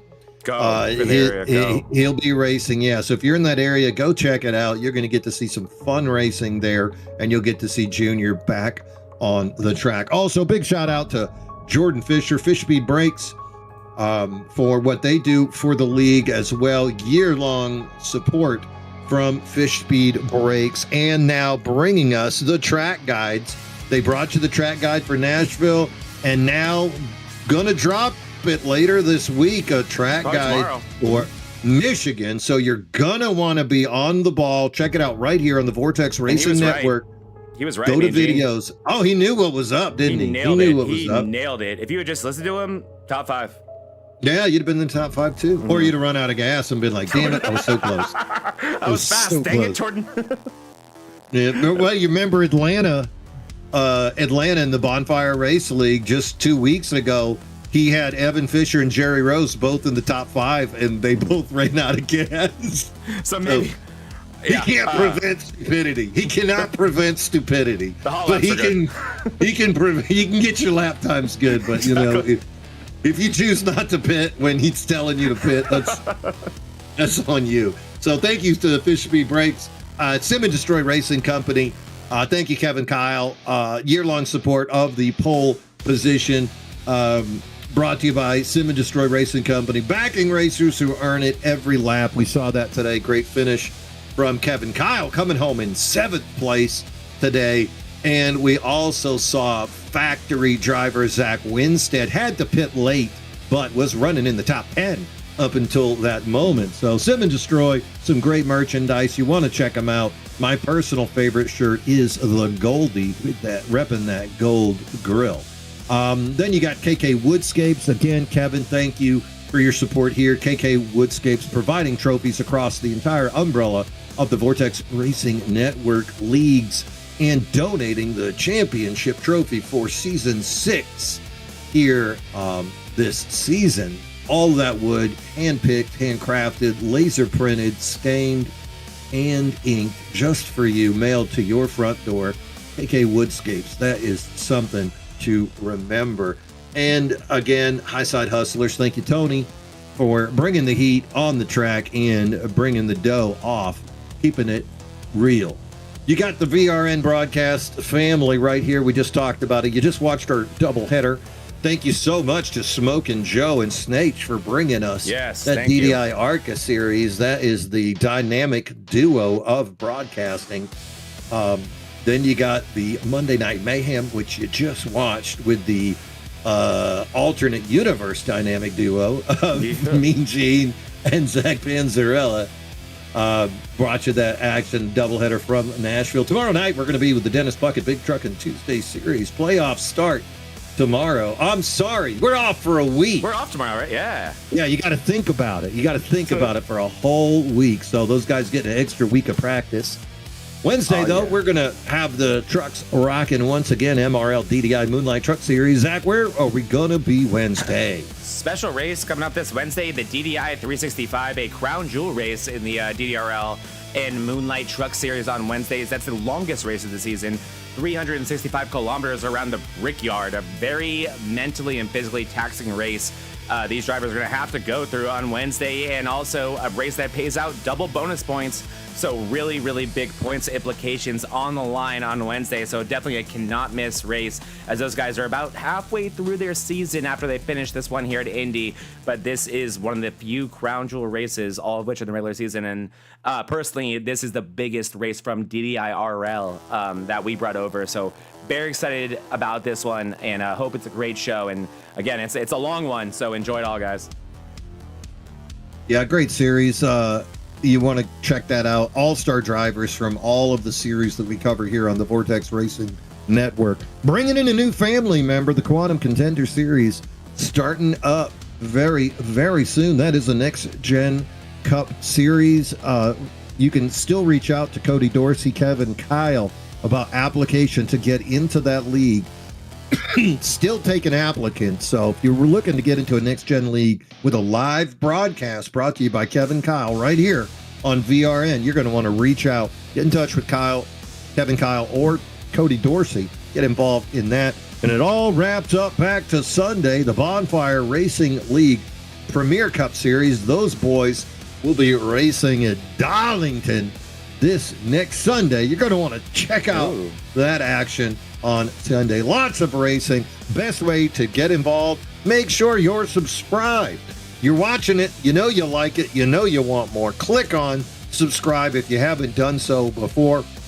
Go ahead and share this with your friends. Hell, share it with your enemies and get them on board too. Maybe you'll find mutual ground somewhere, or you can get them to trust you enough to take them camping one time. You know what I mean?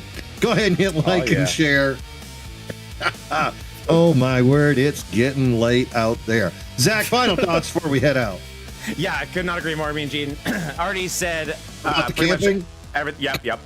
Take him camping. I have to say about this race, great race from this team. From this series here. And yeah, just to kind of piggyback about this network itself, not only a broadcasting network anymore, guys, you've got to, just a quick reminder, the track guides from Jordan Fisher are going to be coming every week. And that's going to follow the MRL schedule while that's going on. Well, it doesn't. We'll follow the official schedule. MRL loosely follows the official schedule a lot of the time anyway, so it'll be just great knowledge for that. So the best way to keep up with every one of those and make sure it's in your YouTube feed whenever you open up your app in the morning is to be subscribed, because those are going to be invaluable track guides. That first one, oh man, that genuinely, for those who saw it, that's about 10% of what me and Jordan are capable of. That was just us getting our feet wet. I am so excited to show you guys what me and Jordan are working on and what those track guides would be like, and they will not be limited to next gen cars. That is the plan, at least, is to get you guys those same things on ARCA and trucks. And that is not to say that you guys need them. It's just that this is the information that a Bollinger, a Lesko, Iverson, me, David Owens, any of the guys that you have seen Bullpiss win championships, we watch these track guides. You can never be too educated on this type of racing, and you could never have an ego. You gotta listen to these guys, and there's so much to learn. And I'm so excited to bring that to this network to add yet another element to VRN to make it more than just a broadcasting network. We want to make sure that we are helping you guys on the track, even when you're not racing on here. And when you are racing on here, it's going to make those races that much better. As we saw today, first try, and these guys knew the lines. They put on a show, and that was a clean, awesome race. So hats off. It's so awesome to see this all coming together. Can't wait for Thursday to get started. Next Tuesday will be a lot of fun to get those playoffs started. Gives me time to make sure that we have that track guide available to you guys tomorrow night for Michigan. Cannot wait to do that. So just super stoked on everything we have going. Me and Gene, we're in the nitty-gritty of it all right now, too. We're going either the postseason or the middle of the season for all these series outside of Sunday. So it's about to get crazy.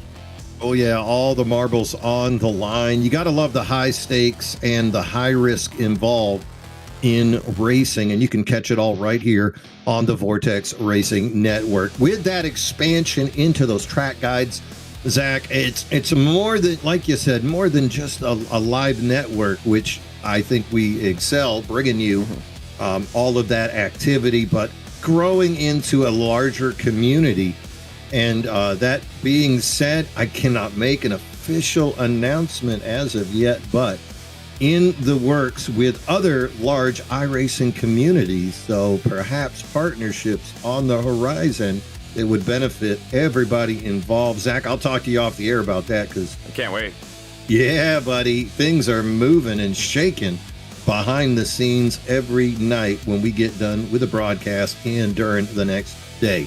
Ladies and gentlemen, that is going to wrap us up from the Nashville Superspeedway. You just watched the Save the Fairgrounds 140. Please reach out. Save my Fairgrounds.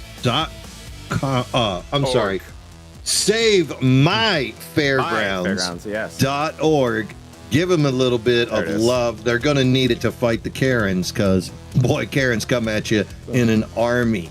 On behalf of myself, Mean Gene, Money, Zach Panzarella, all of our league sponsors, thank you guys for your support. Highside Hustlers, KK Woodscape, Sim and Destroy Racing Company, Fish Speed Brakes, and Hunter Hall with the Save the Fairgrounds. Thank you to the league admins for organizing everything, and thank you to the viewers at home who make it worthwhile. Thank you, true believers, for subscribing and supporting. Have a great evening. Take care of yourselves. And as always, bottoms up and hammer down.